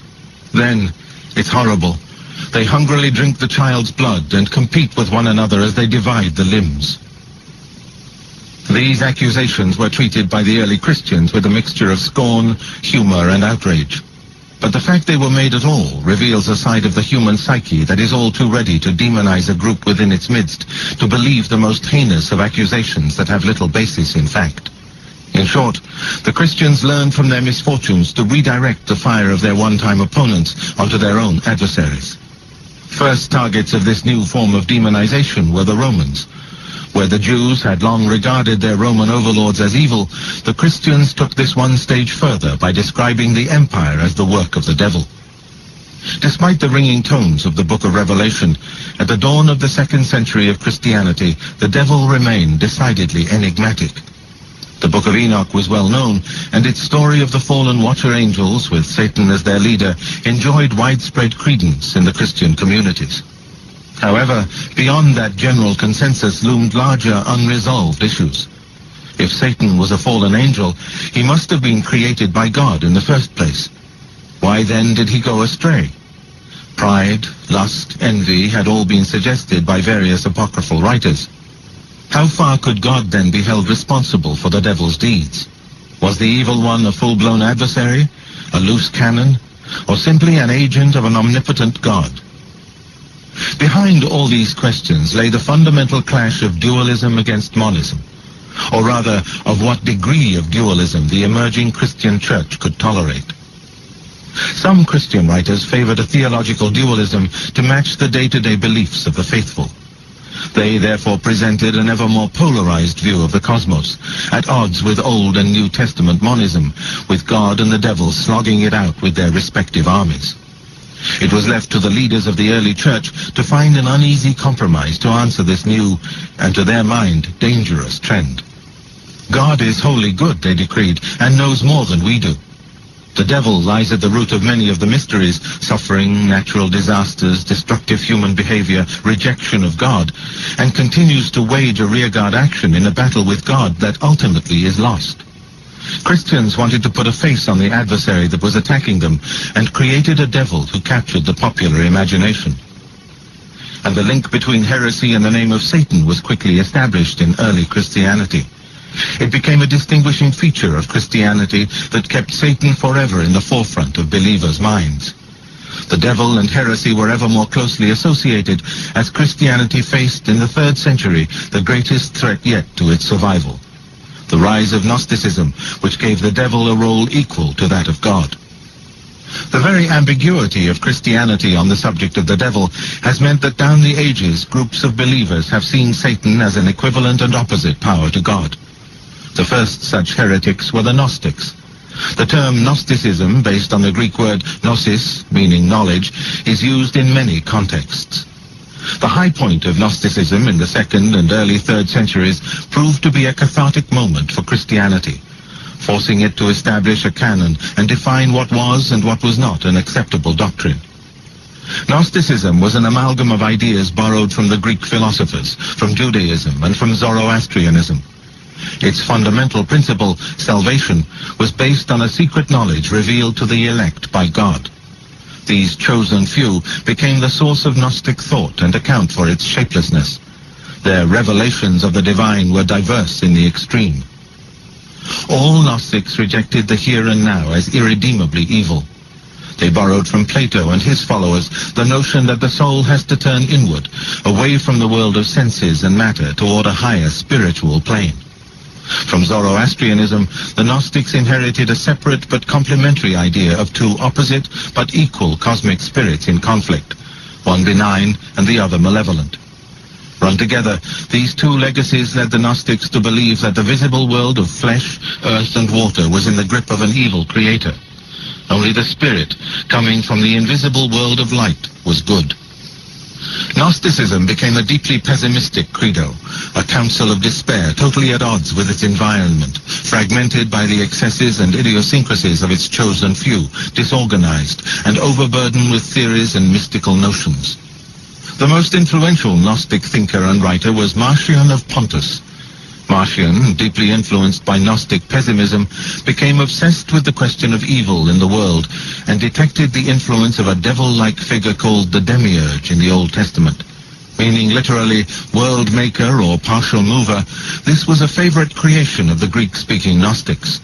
The demiurge was the creator of this world and stood in the shadow of God, the prime mover who was the creator of the world to come. Because of their passionate attachment to the demiurge, the Gnostics risked, in the Church Fathers' view, compromising God and his creation and turning Christianity into a vague, mystical and inward-looking sect. They had to be driven out, and the chosen method was to brand them heretics and servants of Satan. Irenaeus, the Bishop of Lyon, who lived from 140 till 202, was an ardent refuter of the Gnostic proposition that the world was made evil. He preferred to invoke human responsibility for sin. Without that, there would be a free-for-all, without any sort of morality put off until death. Irenaeus was the first outspoken advocate of original sin, a concept hinted at in St. Paul, given its most persuasive treatment by Augustine, and a dogma that remains a central part of Christianity to this day. Adam and Eve represented the goodness of God's creation, but Satan entered the garden and tempted them. Since God, Irenaeus said, had given humanity the freedom to choose between good and evil, Satan was able to exploit its Achilles heel. All humans carry the baggage of Adam and Eve's original sin. However, according to Irenaeus, Christ came as the second Adam to make good by his death and resurrection that first failure. Irenaeus put forward a whole new theory of atonement. Christ's death atoned for past sinfulness. God was offering his Son as ransom to liberate those who had died and those who were to come from the grip of the devil, into which they had been delivered by Adam. The devil, however, tried to overstep his authority and killed Jesus, who, being unaffected by Adam's sin, was able to descend to hell and inflict a mortal wound on Satan. Tertullian followed Irenaeus in pulling the early church back from the brink of Gnosticism. According to Tertullian, God had made the world good, and human sin and Satan's sin had distorted it. The devil was less a creator than a creature of God who had rebelled and fallen from grace. Tertullian took up the notion that humanity had been given a choice between good and evil. What God creates, the devil is seeking to destroy or pervert. Warming to his theme, Tertullian identified various demonic activities: astrology, necromancy, magic, horse races, baths, taverns, theaters, brothels, makeup, fancy clothes. For Tertullian, it was a lie for a woman to dress herself up as anything other than she was. And since the devil was the prince of lies, any attempt to improve on nature was to play into the hands of Satan. While much of Tertullian's theology would have gone over the heads of the early Christians, he contributed greatly to the composite picture of Satan that was to be passed down from generation to generation. One of the most important tools in fashioning a single Christianity was the change from an oral tradition to a written one. The New Testament canon emerged around this period in the written form we know today, partly as an exercise in bringing together the divergent communities within the wider Christian family. Parallel to this development was the growth in the power and prestige of the bishops, which contributed to the process of giving Christianity an intellectual underpinning. Thus far it had been based on popular rituals, shared celebrations, a great outpouring of love, and an immovable conviction that the second coming was imminent. Those who had begun to dabble with what might be called theology had embroidered onto this base a patchwork of different ideas. Origen, who lived from 185 until 254, followed Irenaeus and Tertullian in arguing against the Gnostics that the world was good. But in order to be truly good, you have to have a choice, and hence God had also created freedom that included the freedom to do evil.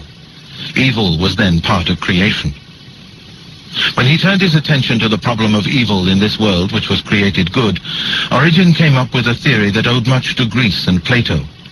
The purpose of the world, he suggested, was to learn to love God. Not to do this was to lack purpose, to lack being. Evil in this plan is non-being, nothingness, an absence or a void. Logically, the devil as the apotheosis of evil is also non-being. Rather than slavishly follow the order of Adam and Eve's fall from grace in Eden and then the descent of the watcher angels, Origen suggested that the angels had rebelled first and that God had created Adam and Eve as compensation after such a great disappointment. But Adam and Eve then fell prey to the fallen angels and joined them in their rebellion. The devil's fall, Origen concluded, was not to do with lust for the daughters of earth, but on account of pride. He wanted to be God. It was a radical suggestion that placed human suffering and evil in the broader context of a cosmic battle between God and the devil. After Adam and Eve went the way of all flesh, demons and good angels or intelligences were left to fight it out. That struggle was going on in each and every human, Origen said, two rival forces pulling us between being and non-being.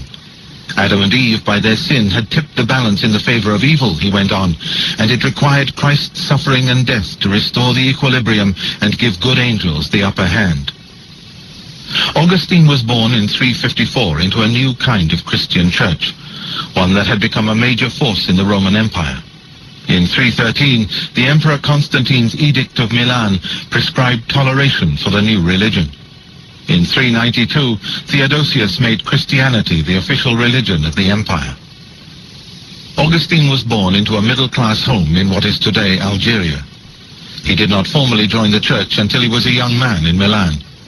Previously, he had lived what he later came to see as an appallingly dissolute life. Aside from his sexual license, Augustine was a Manichaean for 9 years. This cult, which existed on the fringes of Christianity, revolved around the personality and thoughts of Mani, a late 3rd century Mesopotamian ecstatic. From Zoroastrianism, Mani copied dualist ideas, and pessimism from Gnosticism. A controversial figure, Mani was executed at the behest of the Zoroastrians. Augustine's early writings on joining the Christian church were taken up with rebutting Mani's claims with Jewish and Greek notions of a beautiful created universe. In particular, he demonized the man. Augustine was born into a middle-class home in what is today Algeria. He did not formally join the church until he was a young man in Milan. Previously, he had lived what he later came to see as an appallingly dissolute life. Aside from his sexual license, Augustine was a Manichaean for 9 years. This cult, which existed on the fringes of Christianity, revolved around the personality and thoughts of Mani, a late 3rd century Mesopotamian ecstatic. From Zoroastrianism, Mani copied dualist ideas, and pessimism from Gnosticism. A controversial figure, Mani was executed at the behest of the Zoroastrians. Augustine's early writings on joining the Christian church were taken up with rebutting Mani's claims with Jewish and Greek notions of a beautiful created universe. In particular, he demonized the Manichaean leader in Carthage, Bishop Faustus. Augustine accused him, like the serpent in the Garden of Eden, of trapping the wayward in the snares of Satan through, as he put it, flesh's morbid impulse and lethal sweetness. The equation of sex with sin and the devil was a powerful and recurring theme in Augustine's writings, and Christianity's residual sexual pessimism owes a great deal to his particular outlook. Augustine's great theme was the sinfulness of humanity, and hence he was more interested in individuals' responsibility for the evil that he perceived in the world than the devil's. However, he wrote in one of his earliest works, on the free choice of the will, that he had always believed in the vast power of the devil. Satan, Augustine held, was under God's control, but each individual had demons battling to seize possession of his or her soul. The human race he described as a fruit tree, made as good by God, but providing something for the devil to pluck at and play with. In Confessions, Augustine lumps together human sinfulness with the devil's as if they are different sides of the same coin, rather than one being caused by the other. He wrote, "The deceiving mediator has one thing in common with human beings, namely sin. He wishes to appear to have another feature in common with God. Since he is not clothed with mortal flesh, he boasts that he is immortal. But because the wages of sin is death, he, in common with mankind, is condemned to death." Augustine believed that Satan was the chief of the fallen angels who became demons. They too had been given free will, but had sinned because of a defect in their wills that God did not know about, but which he permitted. The devil could not be saved on the final day, Augustine wrote, but rather had lost both his intelligence and his capacity to love when he chose evil. This theory, however, did not quite match up with predestination. In his later works, Augustine returned to the topic and suggested that pride had been the reason, if not the cause, of Satan's fall. The devil wanted to be God. When he failed in that, the devil took his revenge by polluting Adam and hence, through original sin, the rest of humankind. In his tract on the Trinity, Augustine wrote of Christ's passion, death, and resurrection as God offering his Son to the devil as the food in the mousetrap. Satan made a grab for Jesus, but overestimated his own powers, for Christ was not only a man, but God incarnate. The devil was thus defeated, but will stay with humanity until the second coming.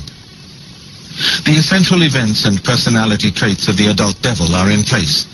His dispute with God, his creator, his rebellion, his perversion of the Garden of Eden, the breaking of his hold over humanity after Christ's passion, his subservience to God, but continuing role as a source of evil within a world created good. Most of his best-known features are there too. The sulfur, the brimstone, the torment, the association with the serpent. The devil had come of age and had taken on the mantle of leader of the opposition.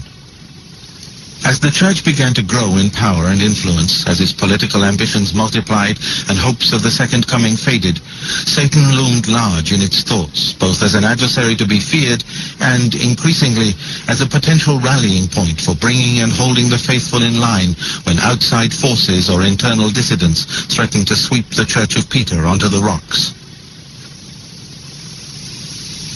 As the early church expanded throughout Europe from the 5th century onward, its missionaries discovered Satan to be a useful ally in making new converts. Preaching that God was both loving and the ultimate source of every misfortune in the world was a handicap when addressing people with an existing deity of benevolent and malign spirits. So the missionaries began to talk up the devil's role. From the pulpits and in the mosaic sculptures and illustrations that were the principal teaching tools in an age of illiteracy, Satan's reputation as the enemy grew and grew.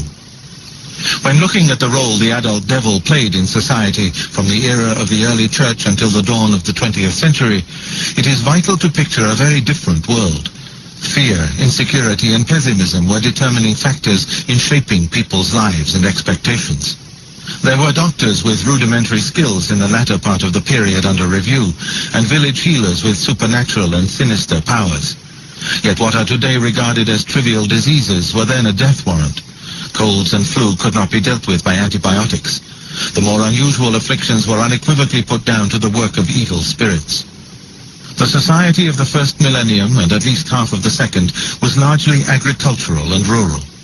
It was only at the end of this period that urbanization, literacy, and wider availability of books made an impact.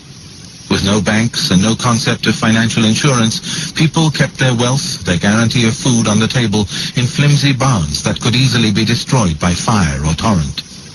People teetered on the brink of disaster in a way that is now hard to imagine, and that might easily induce a state of despair. To ward off such feelings, they indulged in a shared belief in supernatural powers, be they pre-Christian, pagan, Jewish, Gnostic, or Christian. Such supernatural powers were thought to be at play in even the most trivial events: an animal's sickness or health, a hen's fertility, a dog barking in the night.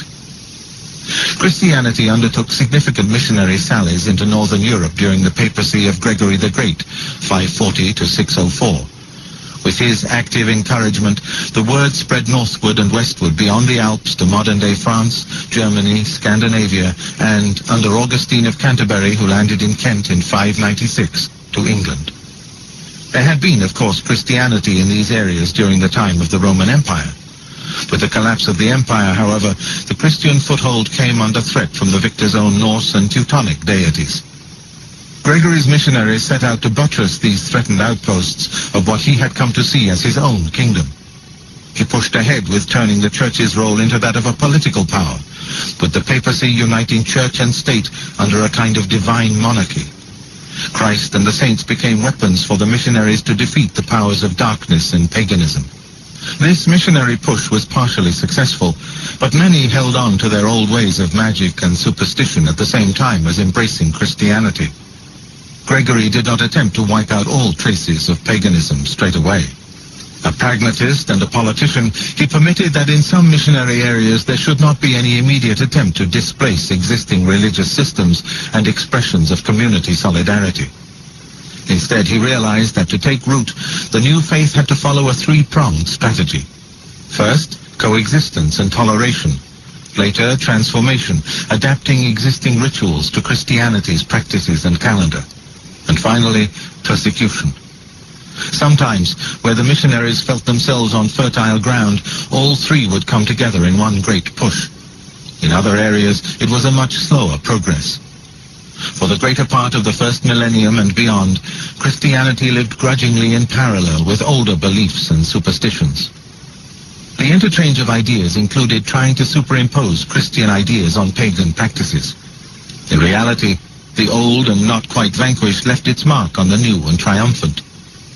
One commonly used stage in transformation came when villagers held week-long festivals in honor of the various pagan deities who they believed would ensure a good harvest.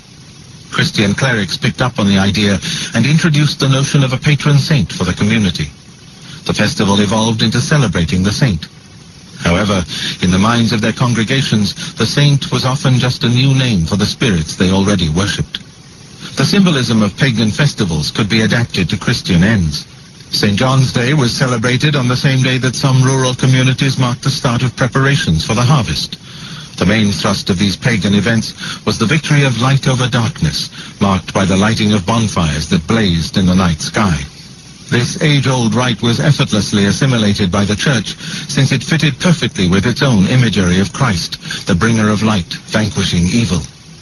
Rather more problematic was what came after the lighting of bonfires: nude swimming, dancing, leaping over fires, lovemaking, and revelry. At first, the Church turned a blind eye to such excess, calculating that the essentials of the Christian message had been conveyed concerning Christ's triumph, and that all else was of secondary importance. In the late Middle Ages, however, when the continued existence of magic and superstition provoked greater hostility among the ecclesiastical authorities, similar unrestrained merrymaking came to be regarded as satanic. These voices within Christianity associated anything that was sacred to the pagan gods with the devil as a means of debunking indigenous beliefs. Christians were taught by their monks and priests that the devil lived in pagan temples and that such places had to be sprinkled with holy water, stripped of their decorations, and rebuilt with an altar. Force, flexibility, and ingenuity were not enough in the assault on old belief systems. Christianity had also to take into account why they were successful, what purpose they served, and then provide an alternative. Ancient rites were regarded as a guarantee of putting food on the table and corn in the fields. When the harvest failed and there was famine, the rites themselves were not blamed. People assumed they had not performed them correctly or wholeheartedly. By contrast, all the local priest had to offer was prayer and resignation to meet calamities. The notion that a supposedly just God hurled torments down was a difficult one to grasp. Original sin was too abstract. Some priests, in a church where central authority and discipline remained weak, tolerated the continuation of magic and superstition that allowed their occasionally bemused flock to take action in the face of adversity. The church was facing an enormous challenge, and it showed a tenacious strength and capacity to adapt. If one omnipotent God could never replace the supernatural powers, then the medieval church concentrated on Christ and his mother Mary, in an attempt to put a human face on God and goodness. If one omnipotent God was inadequate and plain confusing when it came to dealing with the crises and disasters of life, Satan was waiting in the wings. People who had got used to blaming spirits for ill fortune did not easily grasp the notion of original sin. The devil provided an alternative part of the Christian canon, and his role grew beyond what the theologians might have wanted. The omnipotent God remained elusive, faceless, and the preserve of the thinkers, and the devil was stretched by clerics to cover many of the functions of the supernatural powers. Only with Satan as part of the package could God be accepted by communities as the Almighty. Before any such extension of the devil's domain could get underway, Christianity had to explain the Prince of Darkness to its converts. In the 5th and 6th centuries, St. Augustine's teachings trickled down to the Christian communities where their broad thrust had enormous influence. In their details, though, Augustine's thoughts often went over the heads of an ill-educated congregation, and their priest, too. Yet there was little in his writings to prompt the subsequent fear of a black-clad, half-man, half-beast with horns, a tail, and burning red eyes known as the devil. No artist's impression of the devil exists before the 6th century. The earliest depiction of Satan shows him clad not in black but in red, an angel standing before Christ in a mosaic in Ravenna which dates back to 520. It was to be the first of many, as the devil became the source of boundless fascination for Christians, and especially the artists and writers in their ranks. Mosaics, illustrations to accompany and explain learned books, stained glass windows, and sculptures all served in this period of illiteracy to teach and reinforce belief in the devil. He is everywhere, or rather he is represented everywhere by a menagerie of creatures associated with evil and malevolence. Few medieval artists represented Satan as a person. That came later. He was more often an imp or a grotesque combination of man and beast. Saints' lives, passed on by word of mouth by preachers and in the early manuscripts, were another popular way of explaining the ways and wiles of the devil to a general audience from the 6th century onward. In many of the tales, the villain was the devil, with the saintly hero reliving Christ's battle with Satan. Through such tales, the evil one became real and terrifying. Pope Gregory gave this recourse to the dead heroes of Christianity official blessing. Where Gregory led, others followed, and tales of saints proliferated. The devil was always the villain, but not always a menacing or sinister one. Anticipating the comedy of the medieval mystery plays, he was often shown as a fool. Gregory's popular diabology was enormously influential. It was he who first codified the 7 deadly sins: pride, envy, anger, sloth, avarice, gluttony, and lust. In Gregory's age, all the ills of the world were being heaped at the devil's door, with a corresponding decline in human responsibility. It proved an inspired idea. As both a religious and a cultural yardstick, the 7 deadly sins remain with us today. The growth of monasticism in the 5th and 6th centuries contributed to the cult of saints and to the gloomy preoccupation with the devil. Monasticism in the Mediterranean basin was initially an experiment by solitary souls, eccentrics exasperated with the world, who went out into the sterile, bleak, and unyielding environment of the desert to relive Christ's struggle with Satan. They attracted disciples, and so the first monastic communities developed. According to legend, one of the pioneers, St. Anthony, who lived from 251 to 356, spent almost 90 years as a solitary, living first in a tomb and then in the Egyptian desert near Thebes. He never changed his clothing or washed his face, conserving all his energies for repeated confrontations with the devil. Anthony and other saints were raised to hero status by the Church in this period. The mark of goodness, of winning God's favor, had nothing to do with practicing the gospel virtues of loving your neighbor, being charitable, and attending the sacraments, but rather lay in one single feat, repulsing the devil. Desert monks who followed in Anthony's footsteps were not the only, or indeed the enduring, manifestation of monasticism. Other Christians, like St. Patrick, set sail from Ireland's shores to assist the spread of a distinctly Celtic form of monasticism throughout northern Europe. What both Egyptian and Celtic variations had in common was a suspicion of hierarchy and the trappings of church organization.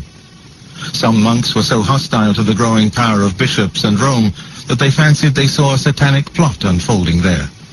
St. Martin of Tours believed that the ecclesiastical authorities were working hand in hand with the devil. It was in response to such independence of mind and spirit that Gregory encouraged Benedict of Nursia to found an order of monks more willing to work with Rome. Benedict's rule proved immensely popular and continues to be so to this day. In its simplicity and lack of ornament, it proved attractive to young men and women in search of commitment in an unstable world. Fundamental to the missionary drive was the imperative to bring the sacraments to pagan people. Although Satan was so much a feature of this expansion across Europe, he had little more than a minor part in any of the Church's formal rituals. Only in the baptism ceremony was his malign influence formally mentioned.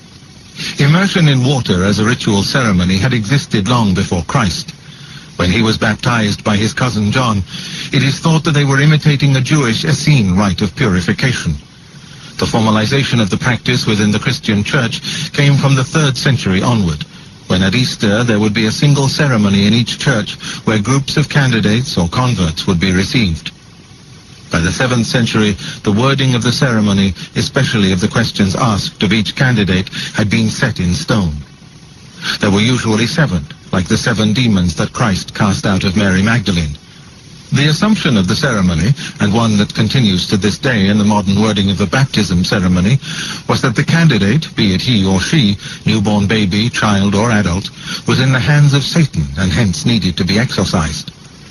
Exorcism during baptism is one of the earliest traceable forms of the ceremony, but it was a commonplace ritual. None of the sinister overtones that later ages attached to exorcism then existed. It was essentially a healing process, and could be as uncontroversial as genuflecting before an altar or crossing yourself in church, which in its own way is a form of exorcism. Exorcism was seen as a kind of ritual purification and cleansing to be pronounced over the sick, over food and over drink. Even the line at the end of the Lord's Prayer, "Deliver us from evil," was regarded as a form of exorcism. The standard tools of exorcists were prayers, incense, salt, and holy oil. From the 4th century onward, however, fear of the devil and the awareness of original sin grew, and baptism became a frontline ceremony for combating Satan. By removing the stain of Adam's sin in the Garden of Eden from the souls of new recruits to the church, the devil too was being renounced. After all, he was the one who had led Adam astray. The Christianity that emerged dominant in the medieval period was altered by the battles and compromises it had endured. Theological debate around the figure of Satan slowed to a murmur after St. Augustine in the 5th century, and theologians had said all they wanted to say by the 13th century. The devil was left to the local communities, where he served as a readily understandable character, a face to put to the abstract reality of evil, and a sort of mediator, a method of assimilation between pagan ideas and the church. Satan became an essential bridge between local superstitions and the new Christianity of the missionaries. In the process, his position as God's opposite and equal was strengthened. In the struggle to reconcile an all-loving, all-giving, almighty creator with the existence of evil in the world, Christianity built up Satan throughout the first millennium as the crucial limiting factor on God's omnipotence. It continued publicly to insist on monism, that God is responsible for everything, but then muddied the waters by talk of a personal incarnate devil. Islam and Judaism, monotheistic creeds like Christianity, were more rigorous.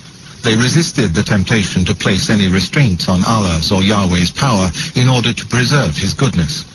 Though the devil, called variously Iblis or Shaitan, features in the Quran and in Islamic doctrine, he is a minor irritant to both Allah and humankind, but nothing more. In Judaism, the focus is less on a personification of evil than on the evil inclination within each and everyone. The key concept to Islam, indeed the literal meaning of the word, is surrender.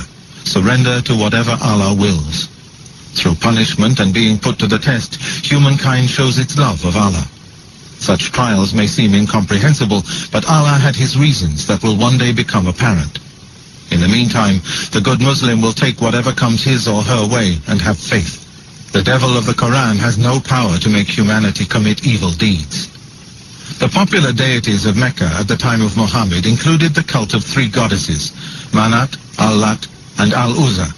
The 3 goddesses in particular, sometimes called the daughters of Allah, are central to the most notorious text associated with the devil in Islam, the so-called satanic verses. In section 53 of the Quran, Muhammad is distraught that his people are so reluctant to understand the message that he is giving them from Allah.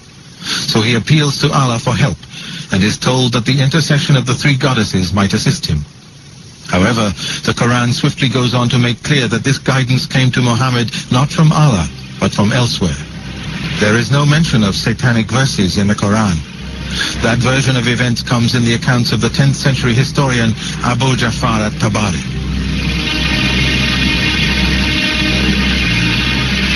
Wow. I tell you, if this is not daytime radio in the night, if this is not college in the night, if this is not theological college in the night, I don't know what else is. Wow! What a lecture, man. The cutting edge has been a source of enlightenment and upliftment for the youth. Parents, please follow suit. The Cutting Edge on IRI FM with Mutabaruka. Yes, we're there with you. You want to know if a program is number 1 in the night?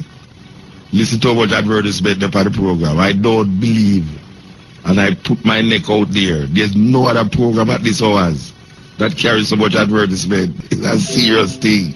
Therefore, the people that would put in the advertisement know that the people them is listening to the Cutting Edge at after 1 something to 2. So much advertisement upon the program. Anyway, it's a serious tape. It's a serious tape. And, you know, the man said something about the devil being a non-being.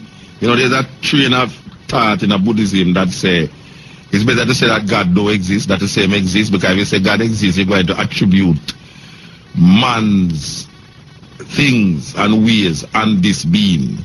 So it's better to say there's no God than to say there is a God, because whenever man says there is a God, what I'm trying to do now is make God become like man. So it's a really serious thinking.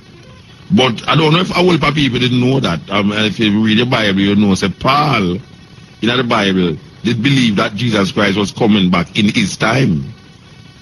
So did most of the disciples.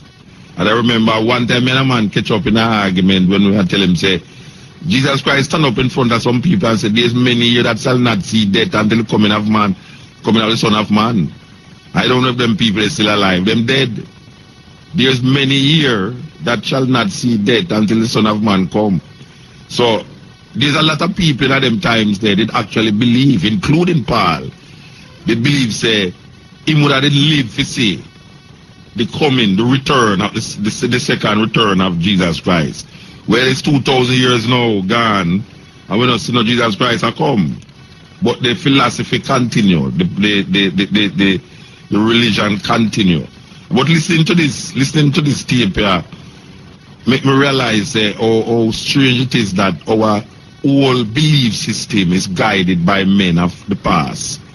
And when we fight for these belief systems, we realize it's of no avail to fight over these belief systems, because all the things them that we believe in and we hold fast to was given to us by men before us. You know? And when we look at even the belief of Christianity as it is today, which was given to us by, you know, you're the man talk about Augustine, you know, you're the man talk about Plato, and many of the bishops there, Martin Luther, Constantine, all of these people, all of these men are men who utter the theory, and the theory becomes a testament for future references to be made. So we find, say, a lot of the belief system coming out of Christianity that people die for every day, all they are doing is echoing the thoughts of men like Augustine and men like Martin Luther. When we say Martin Luther, we don't mean Martin Luther King here. We talk about the German Martin Luther, who declared that the Rome was the seat of the mother of harlots. And it's very interesting to find and to realize that Christianity keep God invisible, but try to make Satan into a person or things, beings. Isn't it ironical?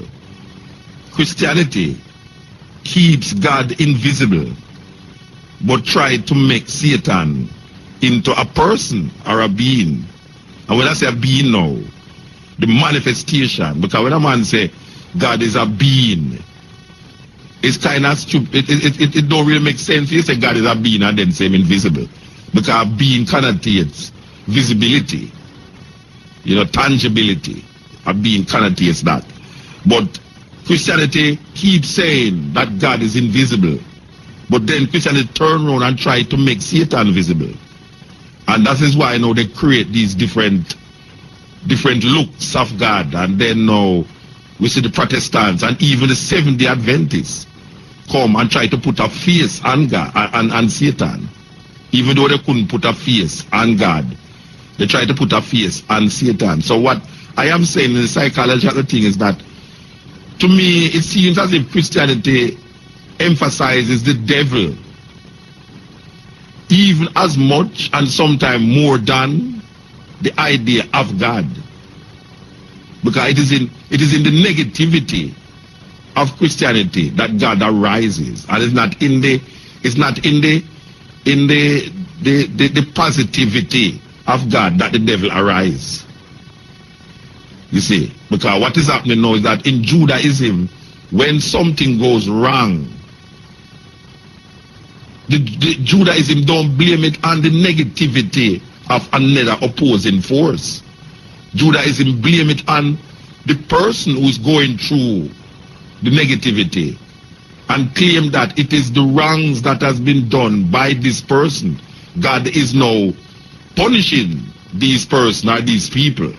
When a famine come down upon the land, when locusts come down upon the land, when Israel go into bondage, it is not the triumph of the devil against God's children, but it is the lack of praise, the lack of listening, the lack of keeping the commandments by the Israelites that caused God to lead the children of Israel into what they call the negativity. What Christianity does now is create a new energy that purports to be the opposite of God, and then give that energy sometimes more power. Because if you hear the man saying that the devil killed Jesus, and Jesus no reciprocate now, not killing the devil, it is weird. I mean, if we listen to it and we get a full insight, is that the devil come upon the Son of God, and it is Christianity that is saying now the devil keep sweeping, which it don't say that, is that God give his only begotten Son, that whosoever believe him in should not perish but have everlasting life. So God kills him son, kill him own son. This is weird. God kill him own son for the sins of the world, which is not rectified up to now after 2,000 years. And then this son goes into hell and now fight against the devil and rise up back. And it says now that he conquers death. But he never get rid of the devil. He conquers death but not getting rid of the devil. So the devil is left to perform his evil and next day. So what happened now is that when Jesus rise, it also raise up the devil in the concept. And in the concept of good and evil, we see now that it is evil that is making itself manifest more today than the good. So people are now questioning, where is God in all of this evil that is made manifest on the earth? If God is so powerful and God is so almighty, how is it that evil seems to be dominating the lives of human beings so much? And it is not that man don't understand the concept, but there is a religious belief that perpetuates itself, that is giving this power over to an entity outside of man. It is saying that man is controlled and manipulated by an evil force outside of himself named the devil, and is given power also now to how are we going to rectify this evil force outside of ourselves. It is saying, oh, look into yourself and find God. So there's a kind of almost ambiguity that we have to live with when it comes on to this idea that the devil is seen as someone outside of you, but God is seen as someone inside of you. And in order to get rid of something outside of you, you have to look for something inside of you. It's a serious concept. It's a serious concept that has held and has it gripped the minds of people for centuries, and especially the Western mind in this concept of idea that, look here, man, I am going to create this concept of good, but I am giving it over to something outside of me. That people say, no, God is somewhere in the sky and the devil is somewhere under the earth. That is how we grew up. We grew up to believe, say, hell under the earth and heaven up in the sky. So when we start to balance ourselves, we realize, But there's something wrong. Why is it that we have to balance ourselves with evil? Well, we know that it's the actions that make things evil. And a man evil today can be good tomorrow, and a man good today can be evil tomorrow. So it's the action and not the individual himself, because the individual in religion is almost like a puppet. It's almost like a pawn that has been played in a greater game. It's almost like Judas. If you look at the concept of Judas in the Bible, why would Judas be condemned for something that was predestined to happen? That is a serious question. Why would you condemn Judas if he could not do anything about the situation that is going to arrive upon him because of previous prophecies? That this is what is going to happen. Whether I want to try to change it or not, him can't change it. It's predestined to happen. Judas is going to betray Jesus according to the prophecies. Now, if that is so, what is the judgment of Judas in relationship to his action that was predestined for him by this invisible force, this invisible energy? Why is Judas a wicked person? Why is Judas a betrayer? If all his actions relating to Jesus was predestined for him and he had no choice but to fulfill that destiny. Question. Theologian, would I like you to answer these things? People listening to the cutting edge at these hours, think about it. Think about it. If Jesus was destined to die for the sins of the world, Jesus is not a special person. More than all Jesus was doing was fulfilling a predestined concept and a predestined idea that was placed there for him. So whether him did want to do it or not, he was predestined to do it based upon how the perception goes in the religion. So there's no man who's working from his own authority based upon that idea. So really and truly, you cannot condemn a man for a wicked action if everything is predestined for a man. Man is just like a breeze with intelligence. But all of these things is belief, brethren, and history, and all of these things is set there. Even now that that most people prepare now to celebrate Christmas, which everyone now knows and agree that no man named Jesus is born on the 25th of December, but refuse to give up this idea. What they do now is transform the day into something else, like Bush. Bush got to Iraq for weapons of mass destruction. He never find the weapons of mass destruction, so he transformed the idea of invasion into democratizing the Middle East, starting with Iraq, getting rid of a government. You cannot invade a country to get rid of a government. That is not the prerogative. That's not democracy. You invade a country to get rid of a government. So the first step was to say that you're going in the country for weapons of mass destruction.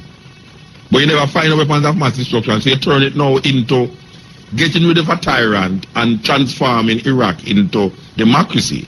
That is exactly what we see Christians doing now, who is relating to Christmas. Now that we find out that Jesus Christ did not born on the 25th of December, what the Christians doing now is saying, all right, we know that Jesus Christ never born, but we turn it into a giving day, a family thing. You see? So they are transforming the same idea now into different, evolving the ideas, using the base of the same pagan idea and evolving it into new concepts, new idea. To 100 years from now, it might not be that. Just like how in America now they refuse to say Merry Christmas. Them now saying Happy Holiday. That is how things are transformed by men. No God doing this thing.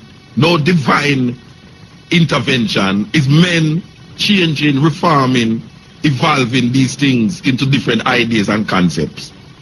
And that is how we must look at these things.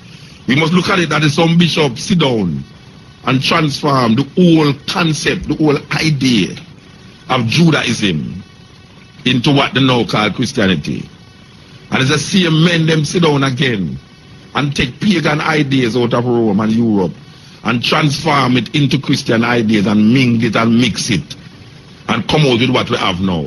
And men now fight and die for these beliefs that was instigated and put there by sometimes illiterate, sometimes murderers, sometimes cruel men, as we see in Henry VIII, who killed about 6 times 7 times wife them, and then break away from Rome and form the Anglican Church, which is now the Church of England. You know, we can see Constantine, who boil him relative in hot oil, kill a whole heap of, I mean, these men who form these religions, man, and these ideas that we hold fast to, is some evil men. It's not some men that was ordained by no divine superpower. It's evil men sit down and fashion and create the concepts that we have now and hold fast to. Or we try to bob and weave into, like when a man read the New Testament and he might grab for what Paul mean, and Paul write a letter to the Timothy, and Paul write a letter to the Corinthians, and him take Paul letter like so the letter was written to him, and him start to turn the letter and twist the letter and use all sort of ideas that was formulated by the same guys them too. Because these same guys who form this thing, sometimes you believe says you are interpret the letter, you know, which is not really you are interpret the letter. It's really some other idea that pre-existed before you start to think about it. When you study the idea, it become a part of you. And then you start to now use that idea to evaluate and to rationalize what Paul did say and what he did mean and what he never say and what he did think he did mean when he said that. That's like a man read Revelation and him don't even know say how him interpret Revelation is based upon a whole heap of other interpretation that it come to him, whether directly or indirectly. When the 7 day them tell you about, where Ellen G. White tell you about Daniel and Revelation, and she get that from Martin Luther. And Martin Luther, because of certain things we are going with in a film like a conclave and all these things, people don't realize a lot of our thinking is based upon our environment. That is why they have anthropology to study human behavior and its environment. Very important that we understand that this concept of the devil is the same concept like God. It's no different. It just try to show you the opposite. And all it really want to do is show you the different behavior in the human psyche. That's all it is all about. It is the behavior in the human psyche that is pushing the concept of the devil and the concept of God. There is no God in the sky and there's no devil under the earth. If you want to humanize the God and the devil, look in the mirror. That is a cliche by now. If you want to know who God is and who the devil is, look in the mirror. There is no devil under the earth and there's no God in the sky. There's no God in the sky that have a sun sitting up in the sky that is going to come and save the human beings. And there's no devil under the earth that is waiting for me to do something wicked, to burn me in a bottomless pit forever and ever with some fork. So we have to wake up to this consciousness and understand how we get tricked and get caught into it.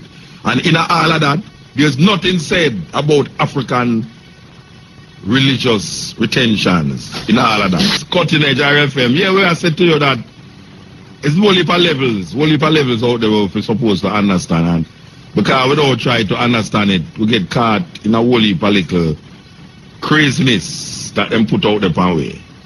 So all I say to the people them is that just watch what you do, watch what you think, especially at this time, yeah. Because sometimes people are say, boy, right now, something like how me and the virgin that talk about the white Christmas thing a couple months ago, and he must say, boy, that now have nothing for doing nothing. Now we are said to him, but everything connect, you know, everything link. Sometimes you would have feel say it no link, but it link. And we are said, boy, if it link, just know say, no matter how simple it look, and how weird it look, there is things out there that is connected that we need to evaluate and analyze, or else we are going to get touched in the very, very serious way.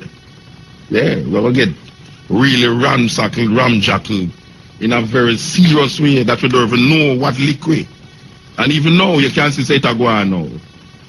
You can't say it again now because look on how people realize and recognize things are right now. And we say, why right now? Things not right. But everybody have a reason. I tell you, I say, this is why things not right, this is why things not right. But everything link up, you know. Everything link up. You man, I tell you why right now, and we say this all the way, the good old days. No, it's not the good old days because you can't sleep when you do open them things. But then what? Who bring the people them in the age when it is not a good old days? What went wrong?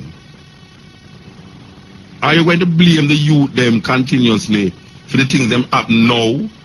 Because there must have been something that was taking place in the good old days. The chain of command come down the stream. And there must have been something that is taking place in the good old days that don't allow the good old days to perpetuate itself in at this time. You understand? Something must have gone wrong. So we can't claim and say, well, right now the good old days, when we realize but I know everything I go right.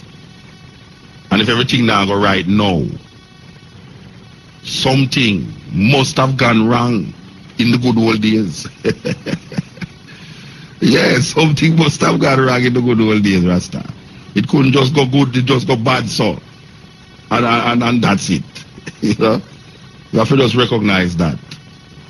And we just have to tell the people them, it's good to understand where we are, where we're coming from. Especially in this time, yeah. When you see things get so rugged and rough. Things get rugged and rough, and we are now, we have to put our hammer, battle. You understand? Like it's like we are going to war. Yeah, it's war we have to go to know.